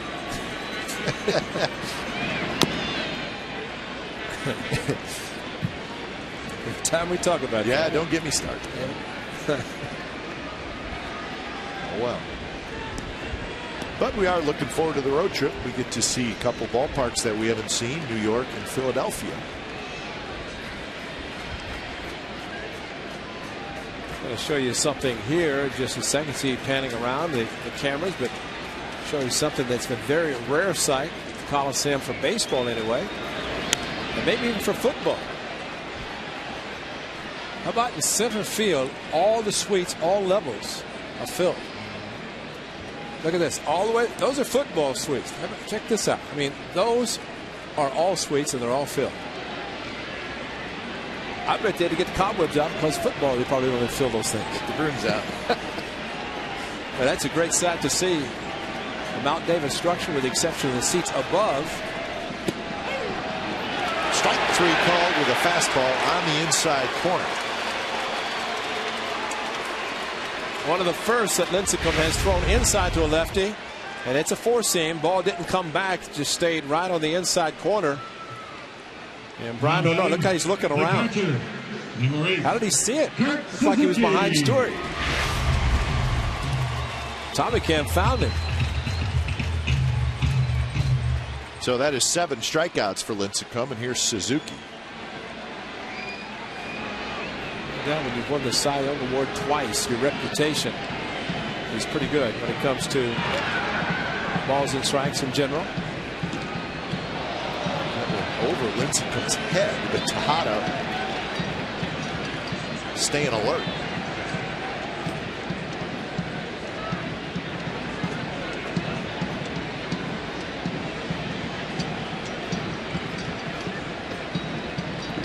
Suzuki, a ground out and a fly ball to center field. His ground out he hit very hard in the first inning with the bases loaded. The outfield playing shallow for Kurt Suzuki, so I think the alignment is play shallow for everybody and hope you can go back on a ball. That is very shallow for someone who has power as Suzuki does. That one's hit hard. Nice play by Tejada. He throws to second, and Hall missed it. Wow. So the A's catch a break. Tejada made a terrific play, and Hall, maybe the throw was a little wide, but he could not come up with it. You know, to be honest, I thought Tejada caught the ball in the air. And there's going to be a double play back to first, but must have short hopped. He knew it. Came up, threw underneath, but he just missed it a second. Hall, I mean, that throw, unless it had some sink on it, a very good play by Tejada. It did short hop, and Miggy from his knees threw a pitch or the ball to Hall, who just missed it. Yeah, they didn't call it air because it was a good enough throw that should have been caught. So the A's will break again. So a throw that, yep, you know what? Hall's got to catch it. Oh, yeah, definitely. You know, he's probably thinking double play. And you can't think double You play. cannot, especially when you have your third baseman diving for the ball the way McGee did. So a terrific play by Tejada. And from, you know, how he threw the ball, it was a decent throw. But you're right. If you're the second baseman and you're just thinking, you know what, I'm just going to get the one and get out of there, it's an easy play. Yeah. And sometimes you just have to stretch and be satisfied with one out. Swing and a miss by Scott Sizemore. So that's the second error by the Giants. The first one cost them a run. So the defense has not really helped Lincecum out tonight.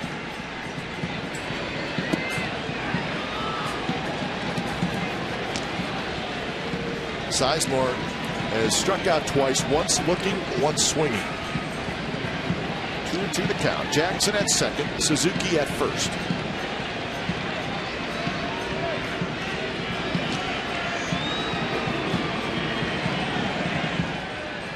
Now this will probably be, I don't know this for sure, probably be the last inning for Lincecum. He's throw more pitches, no doubt about that. This one chopped to Crawford. Out at second, the throw to first, not in time. And Bill Hall is a little slow getting up. Yeah, he's laying on Kurt Suzuki and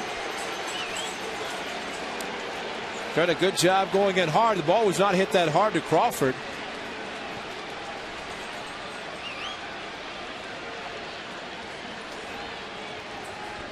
Yeah, it was a Good collision at second base. She clean slide by Kurt, but look at that left knee. Yeah. Well, you have to be flexible, almost the point of jumping. That's why second basemen do jump. And he just stayed right there, and Kurt sent his knee underneath him. And then Hall laid on top, and could have hyperextended. Watch how his knee goes back right there. Or it could have just been like a serious bruise on the shin. He's going to stay in the game. But that's a right knee of Kurt Suzuki going in hard. And fortunately, not able to turn the double play. Very close play at first. So Hall is okay.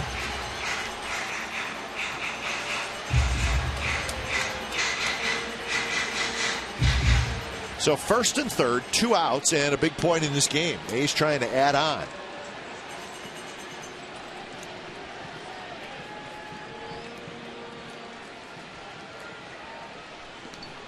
Weeks with a strikeout and a base hit.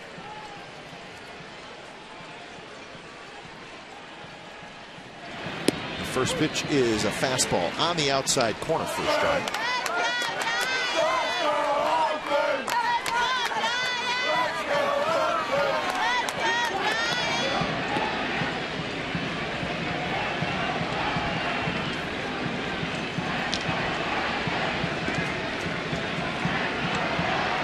So Weeks now 12 hits and 34 at bats since being called up. That one, a little tail on it on the inside corner, and it's 0-2. So outside corner, inside corner. Lincecum gets both the calls. Look at O'Nora. Brian O'Nora is just kind of peeking around the catcher. That's just a funny setup, strange setup by the home plate umpire, especially with the catcher set up inside as far as Stewart is again. 0-2 pitch spins Weeks out of the way.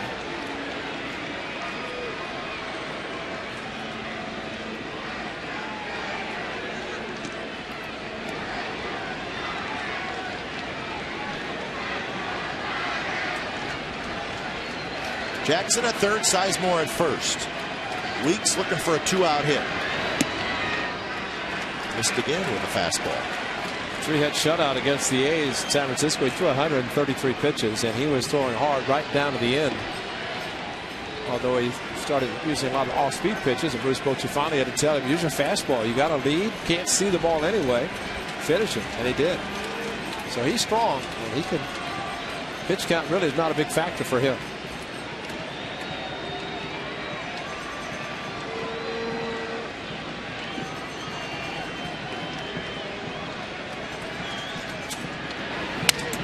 Pitch, fastball again, jams Weeks, and he'll get a new bat.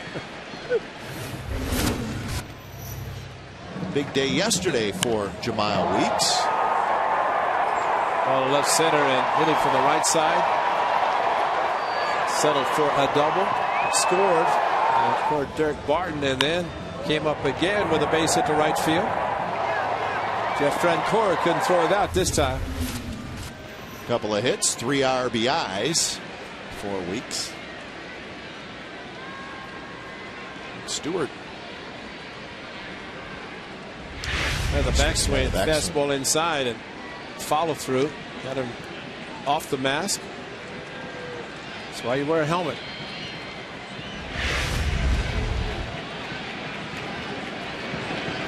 I don't think they need another catcher hurt. So another 2-2 setting up inside, and again a jam shot, and Weeks hanging in there, fouls it, rolls one past Gallego.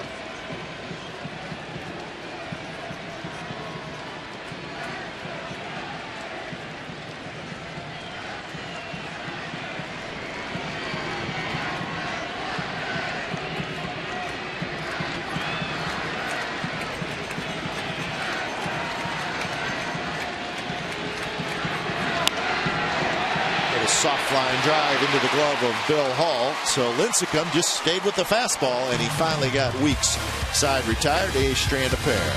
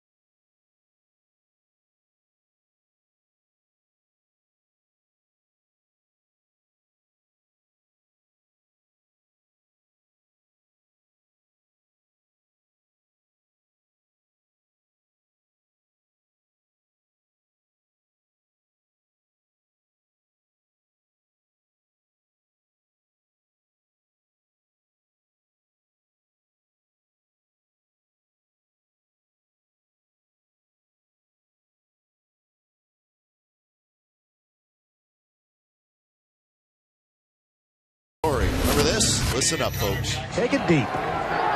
Nen has no idea that's going to happen. It may have happened. There's a swing and a deep drive way back into left center field, and it's gone. Olmedo Signs has beaten the Giants with a 3-run homer.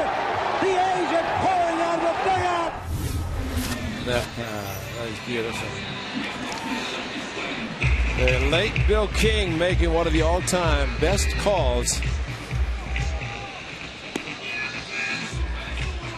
Jaha said there's no way he could score unless a home run, and he did.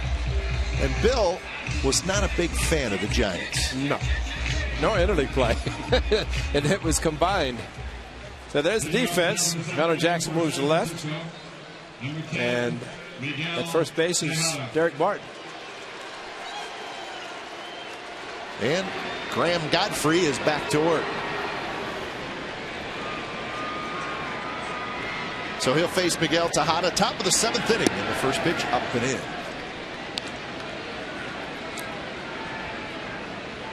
So Jackson in left, Barton at first. Tejada takes a slider outside.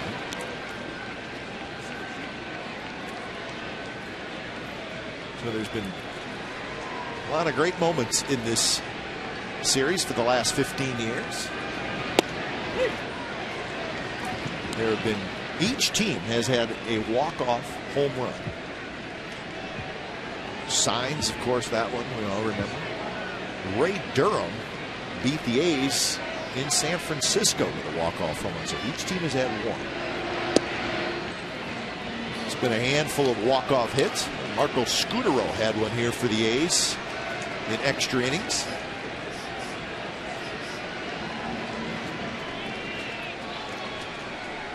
The 3-1 pitch is right there for a strike to Tejada. 3-2. He's taking a 2-0 fastball and a 3-1 fastball.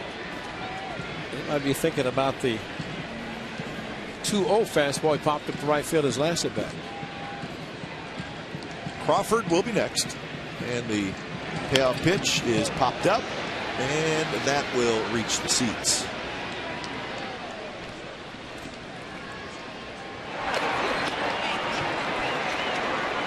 Works. Fuentes heating up.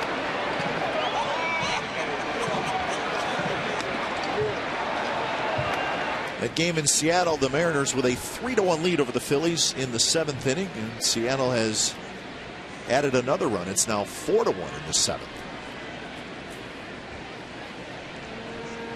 Seattle trying to keep pace with the first place Texas Rangers, who won their game tonight. Another payoff pitch, and that one's hit hard right to Sizemore. He's got it. Straightens up, throws. Tejada's retired. 1 out.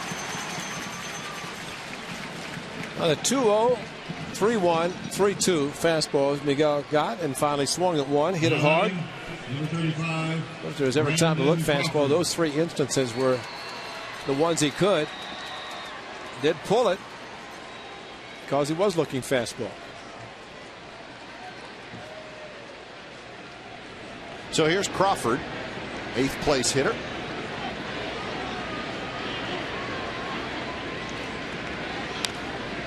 Crawford swings at a first pitch changeup and just gets a piece of it. Ground out and a strikeout for the Giants shortstop. They'll bring Raleigh in to pitch the 8th and the 9th. He's in the stands, just getting ready. He'll be ready. Doesn't take him long. He actually would already be in pitching the 7th, 8th, and 9th. Broken bat. Weeks going out, still going out, and he's got it. 2 outs. A's Baseball and Comcast Sportsnet California is brought to you by Jack in the Box. Right now at Jack in the Box, get the new bourbon barbecue steak grilled sandwich at participating restaurants.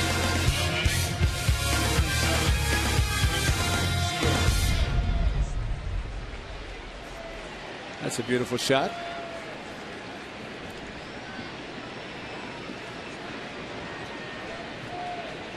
Tommy's got cameras everywhere, doesn't he? Oh, yeah.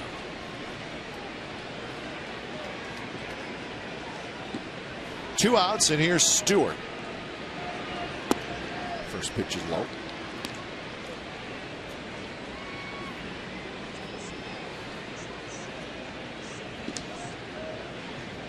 Stewart had a base hit to right field in the 5th.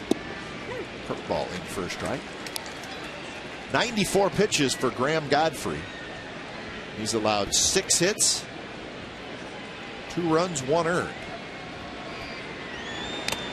He's done a very nice job, and now he's ahead of the Stewart 1 and 2.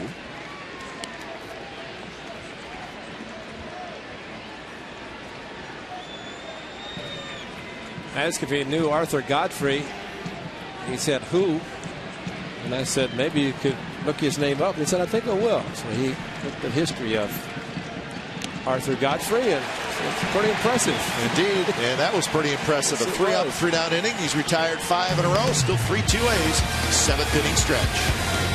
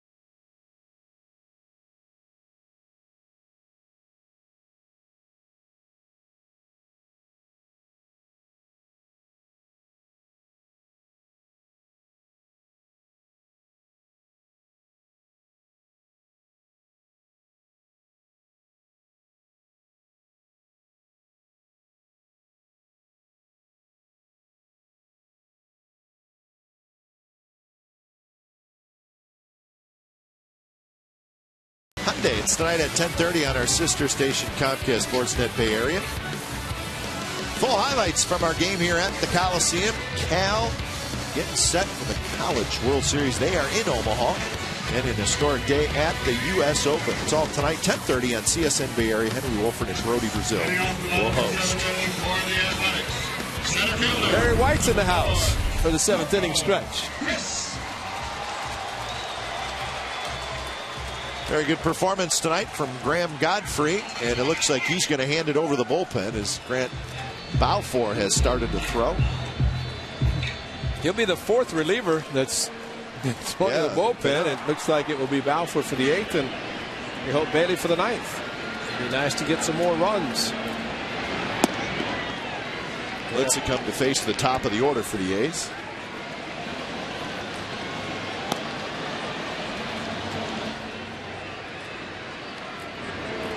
Matt Aussie with Grant Balfour.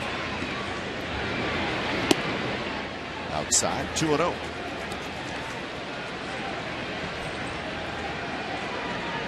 Lefty Lopez getting set.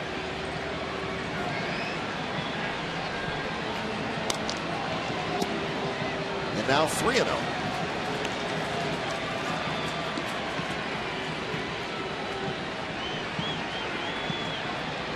Lincecum pitching from the stretch. And he walked him on 4 pitches.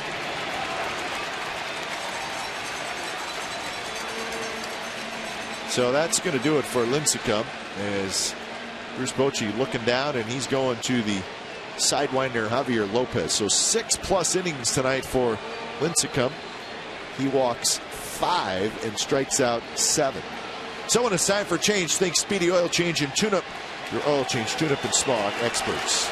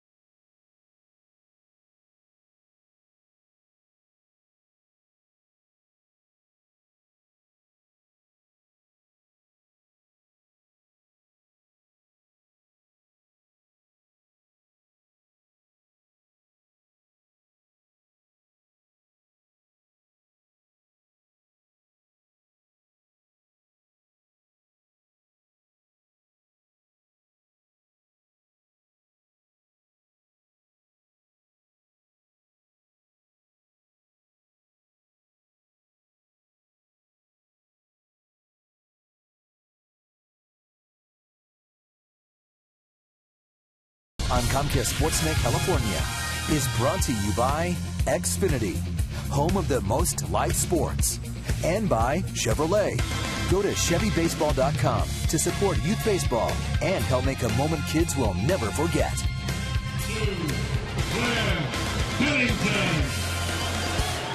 So let's come out after 6+. The A's with a 3-2 lead. And Pennington will swing around, hit from the right side against Javier Lopez. And the first pitch to Pennington is a swing and a miss.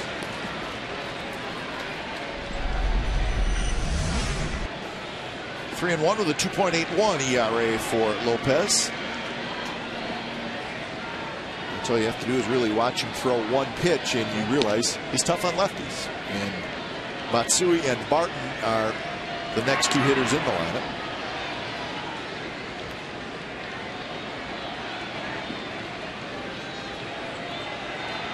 Right-handed hitters hitting .293 against Lopez. Lefties, 102.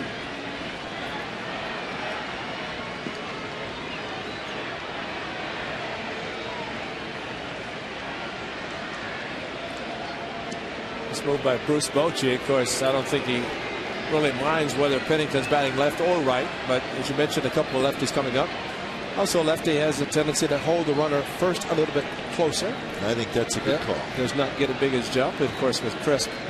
And probably batter to batter for Lincecum. And he ends up walking Coco on 4 pitches, and he's out. Shallow center field. Torres is under it. And that's out number 1.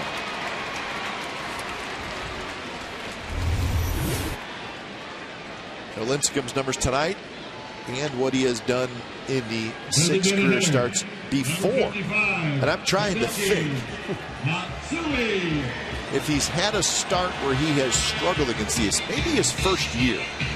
I want to say he struggled a little bit, but then since then, but I know terrific. But tonight, so-so, a lot of walks. I know Vin Mazzaro was a victim of 2 in the same season, home and away. And Lincecum just gave up nothing to the A's, and then Mazzaro tried to pitch a shutout, could not do it.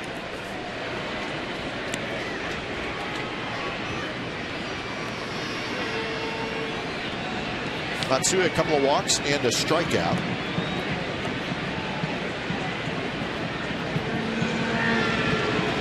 Moda is up for the second time.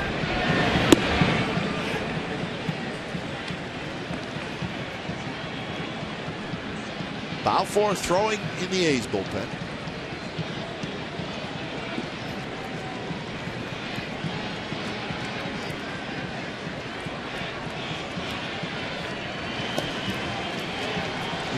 He should be about ready to go. He's been throwing for a while. 2-0 pitch, missed again. 3-0. Graham Godfrey, 7 very strong innings and 1 unearned run. The 2 that he gave up. Of course, the A's have an unearned run as well, but he'd like to see the bullpen get 6 outs and get him his first major league victory in just his second major league start. Runner goes, pitches a strike, throw to second is right there, and Stewart got Crisp with a perfect throw. And that was a 3-0 count. 3-0 count, and that is a very unusual time to run because you figure it's going to be a fastball. Stewart, a perfect throw right on the money. That's great technique by the Giants catcher. And a 3-0. That is very unusual. You know you're not going to pitch out. You also know there's a pretty good chance it's going to be a 4-seam fastball and the hitter's going to take. Wow. Celebrate summer with the A's 12th annual Mug Root Beer Float Day on Thursday, June 30th. Join us as A's players and coaches, local celebrities, and radio and television personalities serve Mug Root Beer floats. Admission is free with a game ticket, and all proceeds benefit the Juvenile Diabetes Research Foundation. Gates open early, 10:35 a.m. For more information and tickets, go to SFNathletics.com.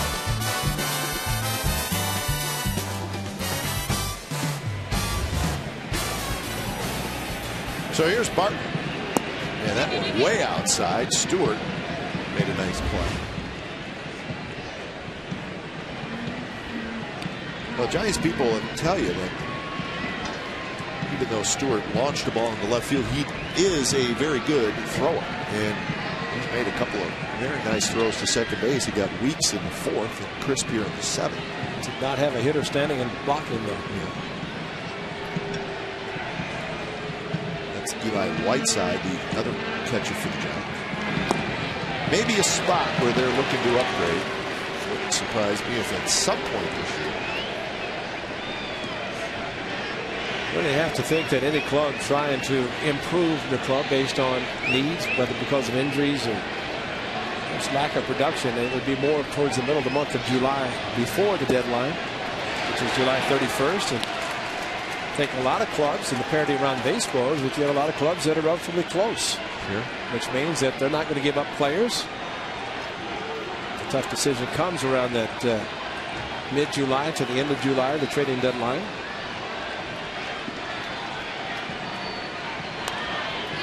Pop up. And wouldn't you say, Ray, too, if you lose an important player, Giants lose Posey, and if you then start looking to make a deal right away, you're dealing from a position of weakness. Absolutely. With other GMs. And it's going to cost you. And usually what happens there is the clubs that maybe have a position player you're looking for, they call the team that's in need of it trying to get some players. Sure.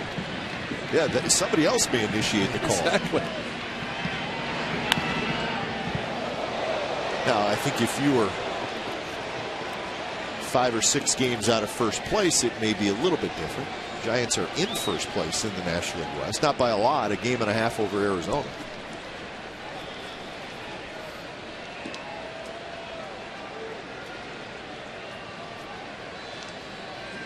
So 1-2 to Derek Barton, his first at bat. And that's a strike on the inside corner. And Lopez comes in, does his job, and we are headed to the 8th inning. 3-2 A's.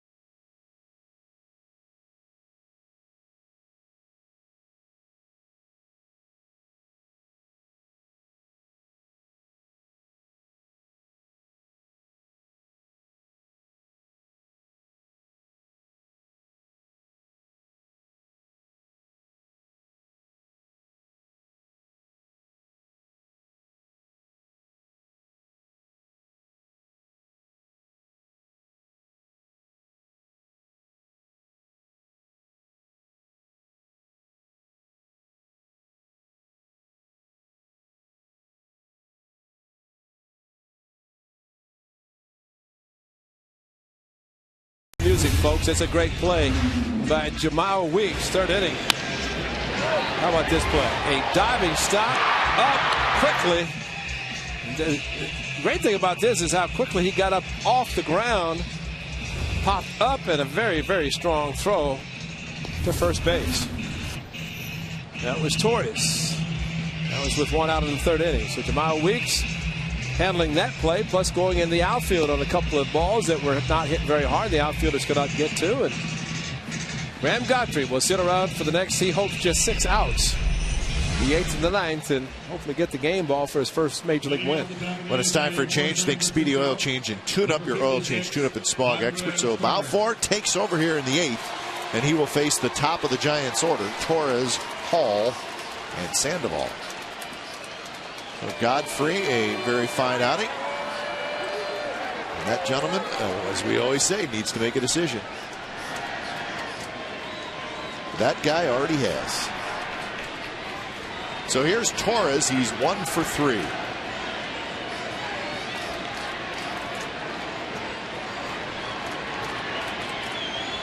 First pitch is a fastball right there for strike.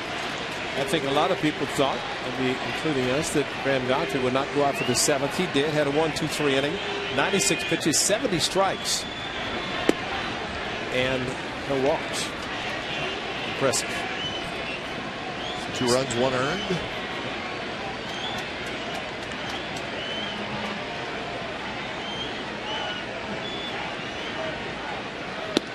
And that one a bit high, 2-1. Torres, not a big guy, but he has very good power.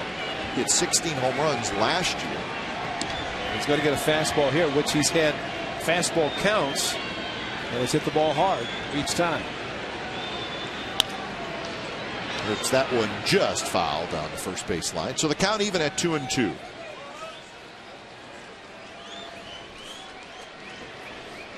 Torres doubled leading off the game, but the Giants could not get him home. Well, that was a big first inning for Graham Godfrey to get out of that inning.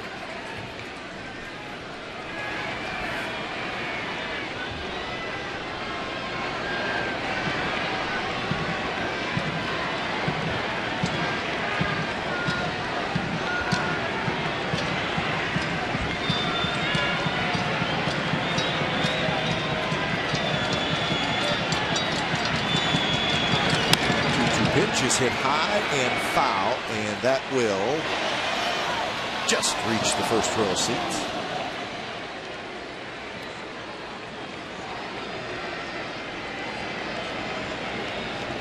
Sellout crowd tonight.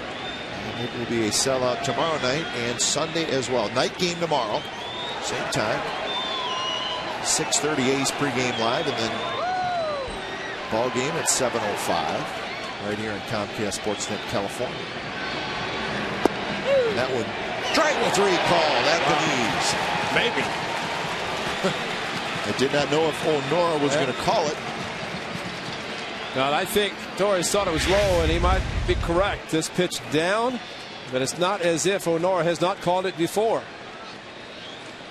Now batting, number 6. That's close. The left leg with the crouch, kind of the bend of the knee, but a challenge fastball, 2-2. Torres thought ball 3, and then snapped back when he heard O'Nora give that grunt, saying he knew what was coming. The hand was coming after the sound.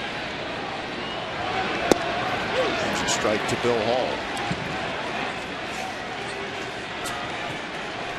Mad Aussie.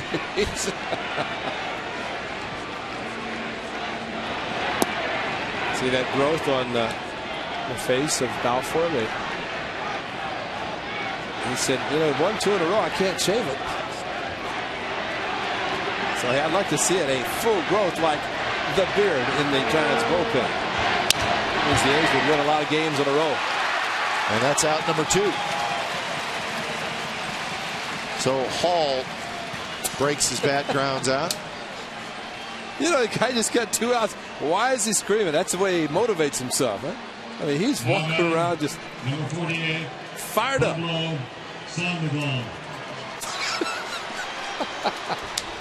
He's beautiful. He's great. I mean, whatever it takes. I mean, he gets himself fired.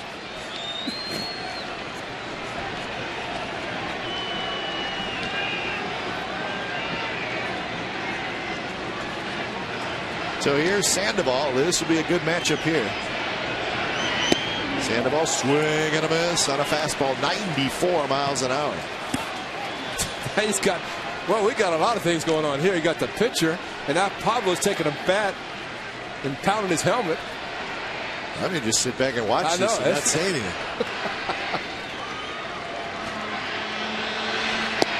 Outside corner, strike 2 called. Balfour's pumping it in there. Watch out, Pablo. Watch this. Watch the helmet.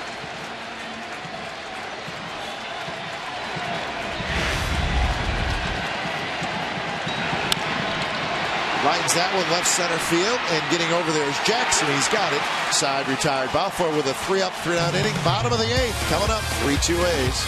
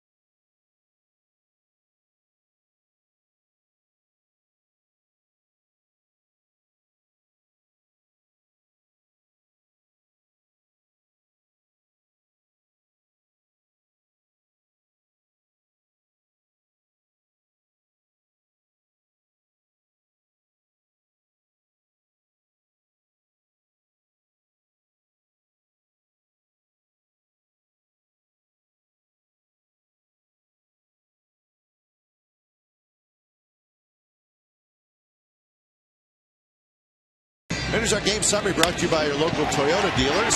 Hunter Jackson with a 2-out RBI single to score Coco Crisp. That was in the very first inning. Giants would tie it on a Cody Ross home run in the second. It's his 6th of the year. And then the A's got 2 in the third. That was a big play right there. It ended up going as a double. Matsui would score. And then an error on the throw by Stewart. Willingham comes in to score. So that was big for the A's. Giants added a run in the 6th, though 2-6-2 for San Francisco, 3-5-1 for the Athletics as we go to the bottom of the 8th inning.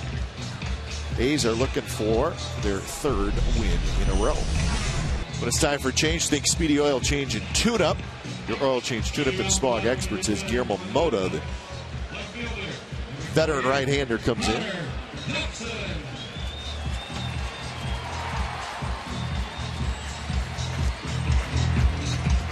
And Bailey starts to get loose down in the A's bullpen. So Connor Jackson will lead off against Mota.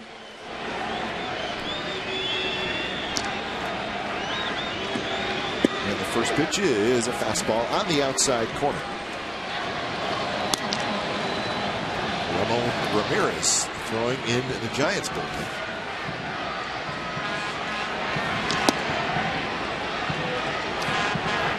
Mota's been around a long time.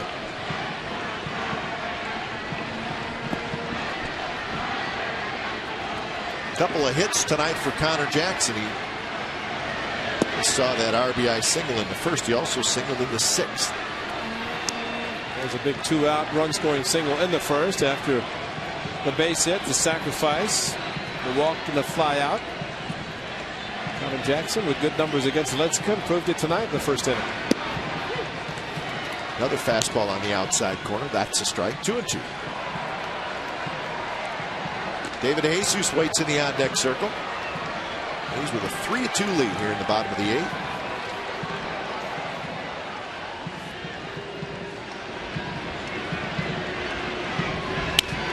And that's a base hit to right field. So Connor Jackson has a 3-hit night.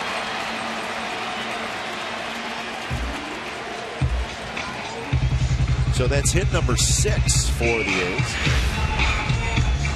Again, opposite field on a fastball up and away.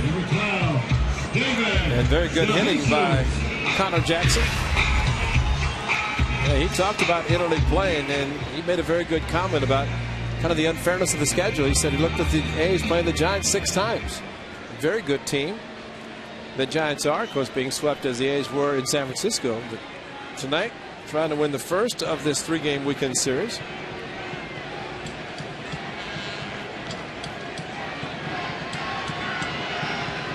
De Jesus takes outside. Tejada 3 or 4 steps in on the grass on the first pitch to De Jesus.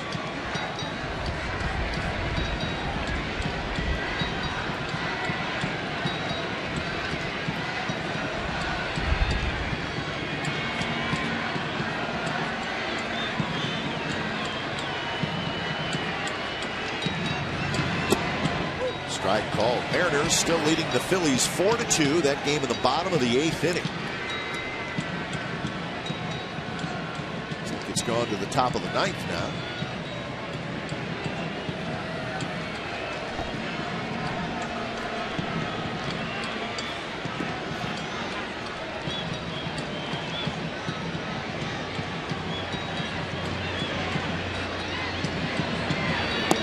Jesus lays off an off-speed pitch from Mota.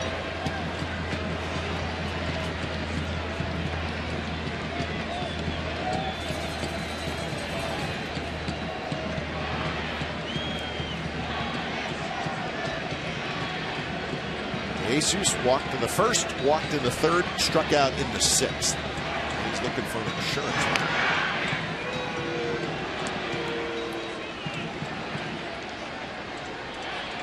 Giants do have kind of that late inning magic, but a lot of that is at home. A little bit of a different story when you're on the road. Last night they tied their game in the 9th inning in Arizona, but ended up losing in the 10th inning. 2-2 the count. Yeah, Upton's an opposite field home run was not a cheapie either. Wow, no. Crushed him.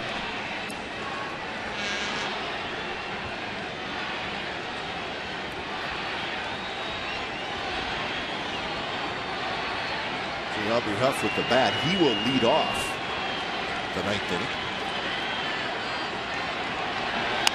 Jesus slowly hit to short. Crawford juggles and then still goes to second, and they get the lead running.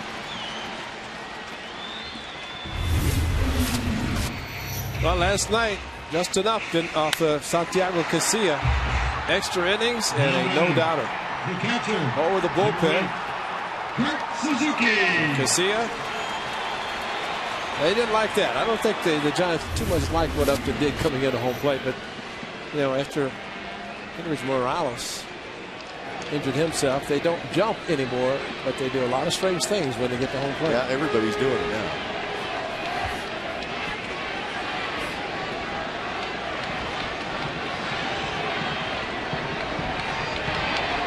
First pitch to Kurt Suzuki is in first strike. In that top of the 9th, it'll be Huff, Ross, Scherholz. If anybody were to get on, Tejada.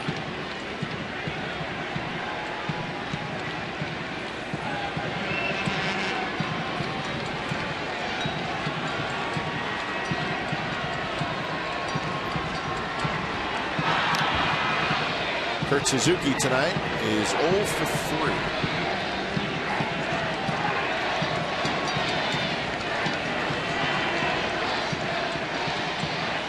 Bailey is loose and ready to go out in the A's bullpen.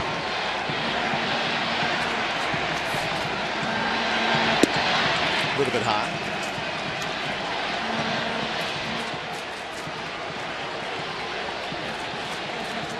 It'll be Moscoso and Sanchez tomorrow night. And then Cahill and Kane on Sunday for the series finale.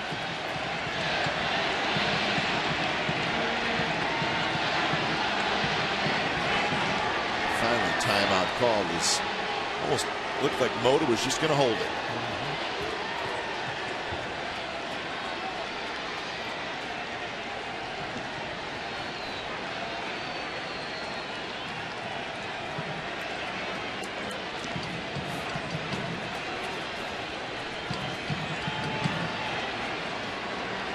Now he's ready.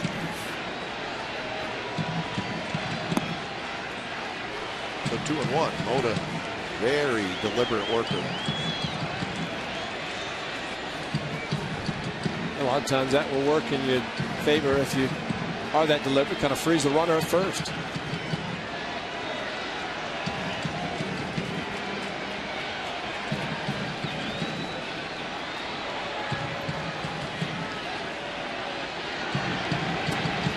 side, and now it's 3-1.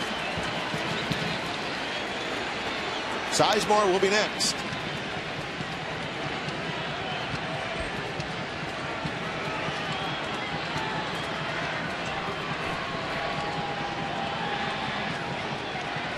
Moda now is going to take a walk.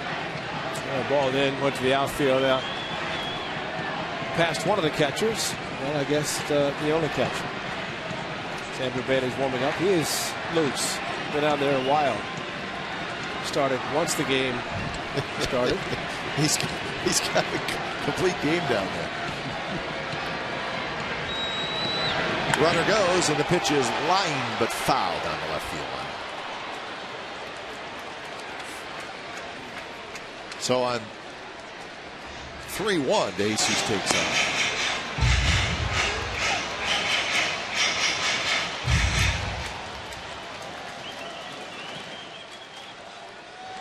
Well, if he ran on 3-1, he will run on 3-2. Yeah.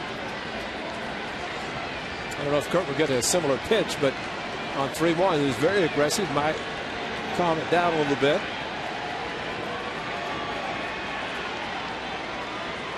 There he goes, and the pitch is bounced to third. Tejada looked at second. No play there. Goes across the diamond to get the out. So moving the runner kept the A's out of a double play. 2 outs now. I think we're seeing more and more of that in the last week, and I think we've all believed that whenever you have a 3-2 count, you put the runner in motion, you put in confidence in the hitter to make contact. So you stay out of a double play. They're shaking his head. He's hit the ball hard tonight. The one foul, he just pulled foul, of course, back in the first inning. Hit a ball very hard with the bases loaded. Could have very easily been a base hit with a couple of runs scored.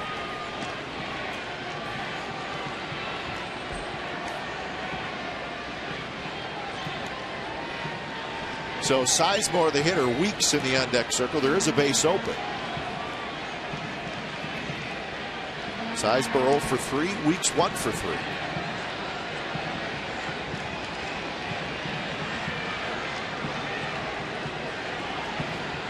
So Moda's ready. First pitch is a slider outside.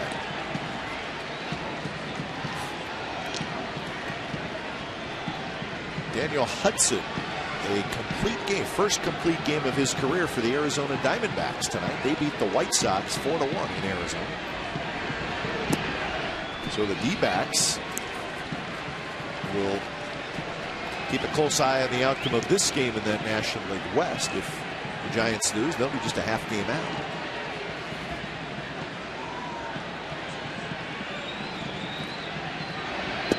There's a strike on 2-0. It's a final now. The Seattle Mariners beat the Philadelphia Phillies tonight 4-2. Michael Pineda got the win. Oswalt the loss. Swing and a miss. I'll tell you, the real star of the Seattle Mariners, guy by the name of Brandon Lee. I think he got his 20th save. He got the save, yep. His 20th save. And you know, he was kind of the interim closer, if you will. And that one missed somewhere. Scott Sizemore got a break. Well, maybe the high fastball was above the belt. So 3-2. I can sit on fastball, first base open. He might not get it. Might get the cut fastball that he swung and missed. Payoff, and that one's hit to right field, hit deep. Scherholz racing back, and it's over his head. DeJesus will score, and Sizemore gets the A's a big insurance run. They got burned. The shallow outfield. The first one of the night. Scherholz goes back as well as anybody. And of course, Scherholz has made some great plays this year, robbing guys because he plays shallow. But this time, Scott Sizemore aggressively swinging at the 3-2 fastball. And look at Scherholz, shallow, speed, could not get to it as it hit the warning track. So as many as you might rob by playing shallow, occasionally they go over your head. That time it did, and the A's get the big run. So here's Weeks, 4-2 A's. Or even that one extra run makes a huge difference. Every closer's dream.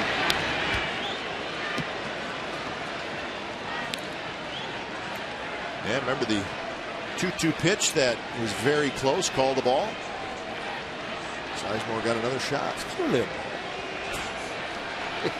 He'll take it. Brian O'Norris, strike zone tonight has been a little bit different. I've never seen an umpire with the catcher moving inside that he actually is peeking around to look at the strike zone. It's almost like he's hiding and has to look back to see the strike zone. See if go inside again. Not as bad this time. So 1-2 the count now to Weeks.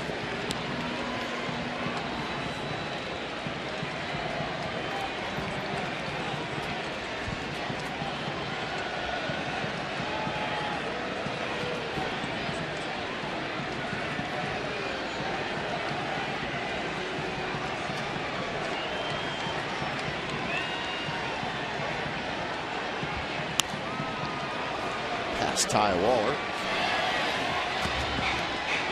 26 pitches for Mota, and he's given up a run here in the bottom of the 8th. Look where the outfielders are playing now. Yeah. Well, they're not going to change now. No, they're not. I mean, if this is the way you do it, you got to stay with it. I mean, that is. We've seen some American League clubs play shallow.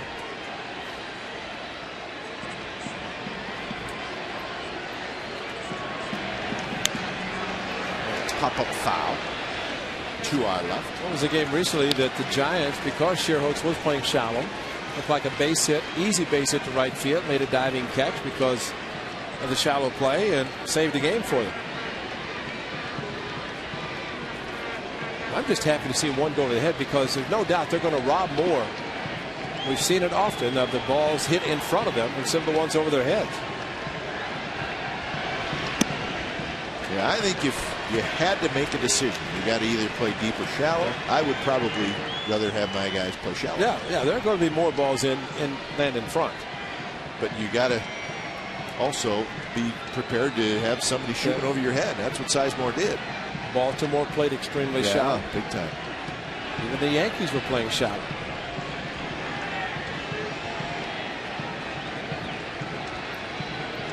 Another 2-2. Well, that'll be, that's interesting. Maybe that's the way teams do it against the A's. I don't know. Maybe we should keep an eye on that. Well, just out of curiosity. Only about 37, 38 home runs. So that says right there, you're not a really power team. There are some guys who are capable of hitting home runs, but they're going to be more trying to get the base hits. Yeah, I mean, Matsui, Willingham, the guys probably aren't going to be playing shallow like they are now.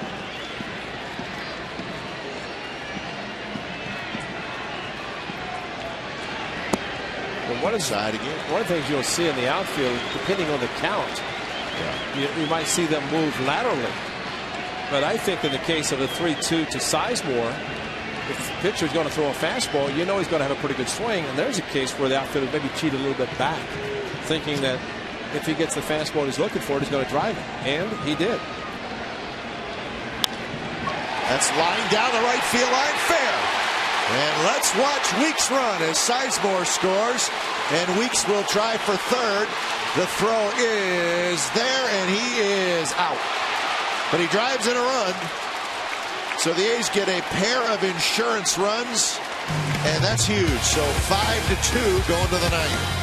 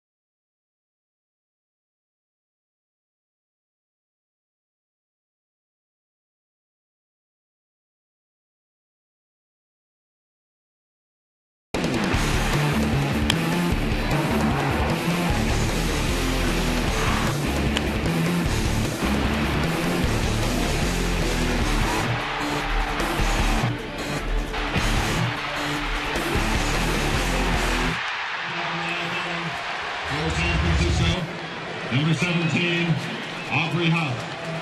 5-2 A's over the Giants, and it is the 9th inning. So Andrew Bailey comes in.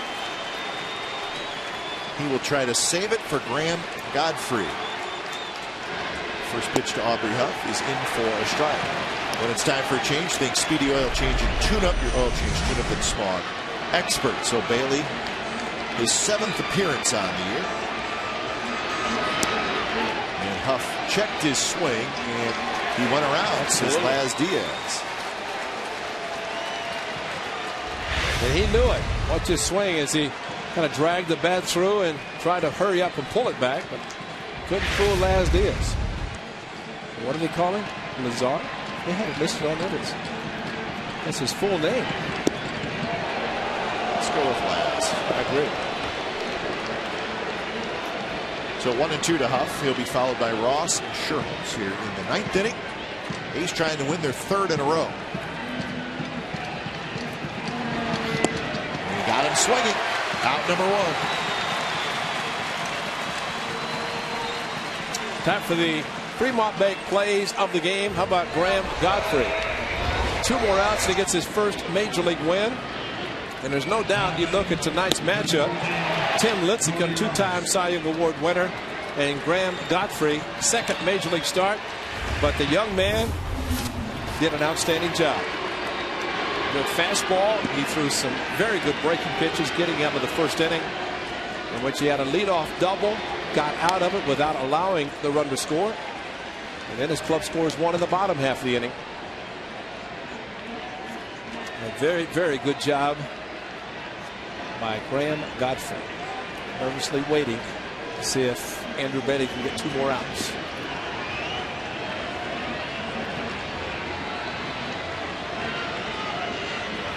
Outside to Ross.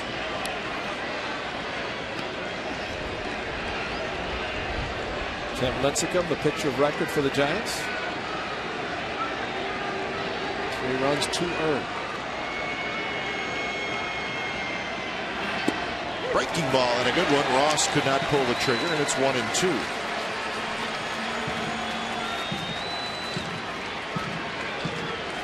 Homer and a single for Ross. 2 for 3.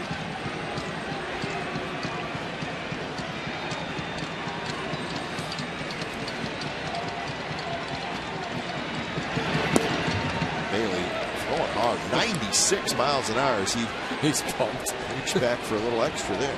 I think he's trying to make up for those lost months beginning of the season.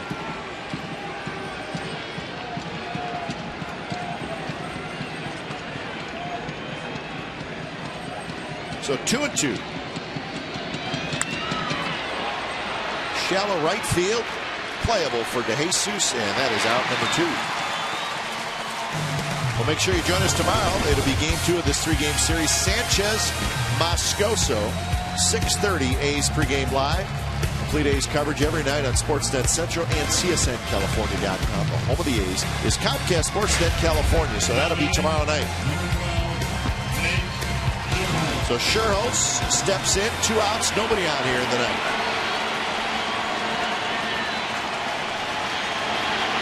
First pitch is in for a strike. So Godfrey for 7, Bell for the 8th, and Bailey here in the 9th. Just the way you draw it up. Yep.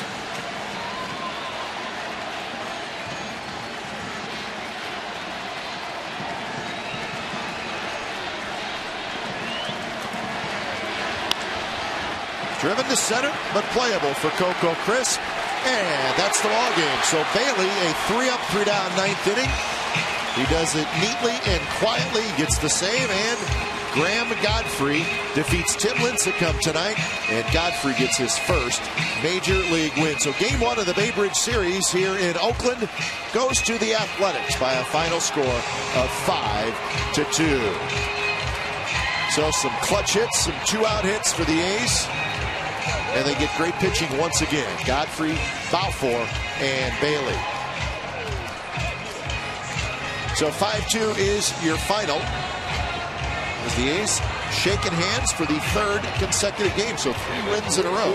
And if they don't wear the gold jerseys tomorrow night, something's wrong. That's 3 in a row with the alternate gold. So we'll see what happens tomorrow night, but it's good to see Graham Godfrey wear them tonight, the jersey, and the team wearing the alternate gold. But, you know, Cop, I think one of the biggest things, a lot of good things happen tonight, but with Bob Melvin showing the confidence in Graham Godfrey, sending him out for the 7th inning when I think everybody thought with the bullpen the A's have that it would be a 6-inning affair, and he would be out and turn it over to the bullpen. But at the bottom third of the batting order, which you're always looking at good hitters, sent him out. He got a 1-2-3 7th inning, and then it was a perfect setup, 8th and 9th, Balfour and Bailey, and that's a great victory. He scored a 2-out RBI single in the first inning, then two out runs in the 9th inning, the 8th inning. So it worked out great. Indeed. So Godfrey, his first major league win. Andrew Bailey with the save, and the closer is standing by downstairs. And Andrew, tell us about the 9th inning, and tell us about coming into the game with the crowd. A sellout tonight. Everybody's into it. Does that get you a little bit more pumped up? Yeah, you know, definitely get you pumped up, man. Zook had to calm me down a little bit, trying to overthrow, but man, you can feel the crowd here, and it's awesome when the fans come out and support us. And I'll tell you what, man, if it was here every night, man, there'd be a buzz for sure around Oakland. And you keep playing like you are, maybe they will come out. You know it's going to be like that tomorrow night and Sunday. Oh, yeah. Whenever you came back, Andrew, you said velocity might not be there, 88, 89, 90. Your first pitch after the DL at about 93. Tonight you hit 96. Just how great does it feel to come back, knowing you're healthy? And, you know, you had a little maybe back spasm, but to the point now you can air it out and let it go anytime you want to. Yeah, I mean, you know, the adrenaline here in the big leagues, I mean, there's nothing like it. You know, in AAA rehab, you know, 89, 91, 92 at the most. But, you know, here around this crowd, man, you know, your heart gets pumping, and you just want to strike everybody out, so you try your hardest. I mean, it's unreal. Andrew, I've got to ask you about your setup man, Grant Balfour. Now, we saw him tonight, and man, is he into it. He's locked in big time. Yeah, but he's definitely from Australia, I'll tell you that. So you're down in the bullpen. At what point in the game does he start getting himself worked up, or is it right from the get-go? I don't think he stops talking once he gets to the field.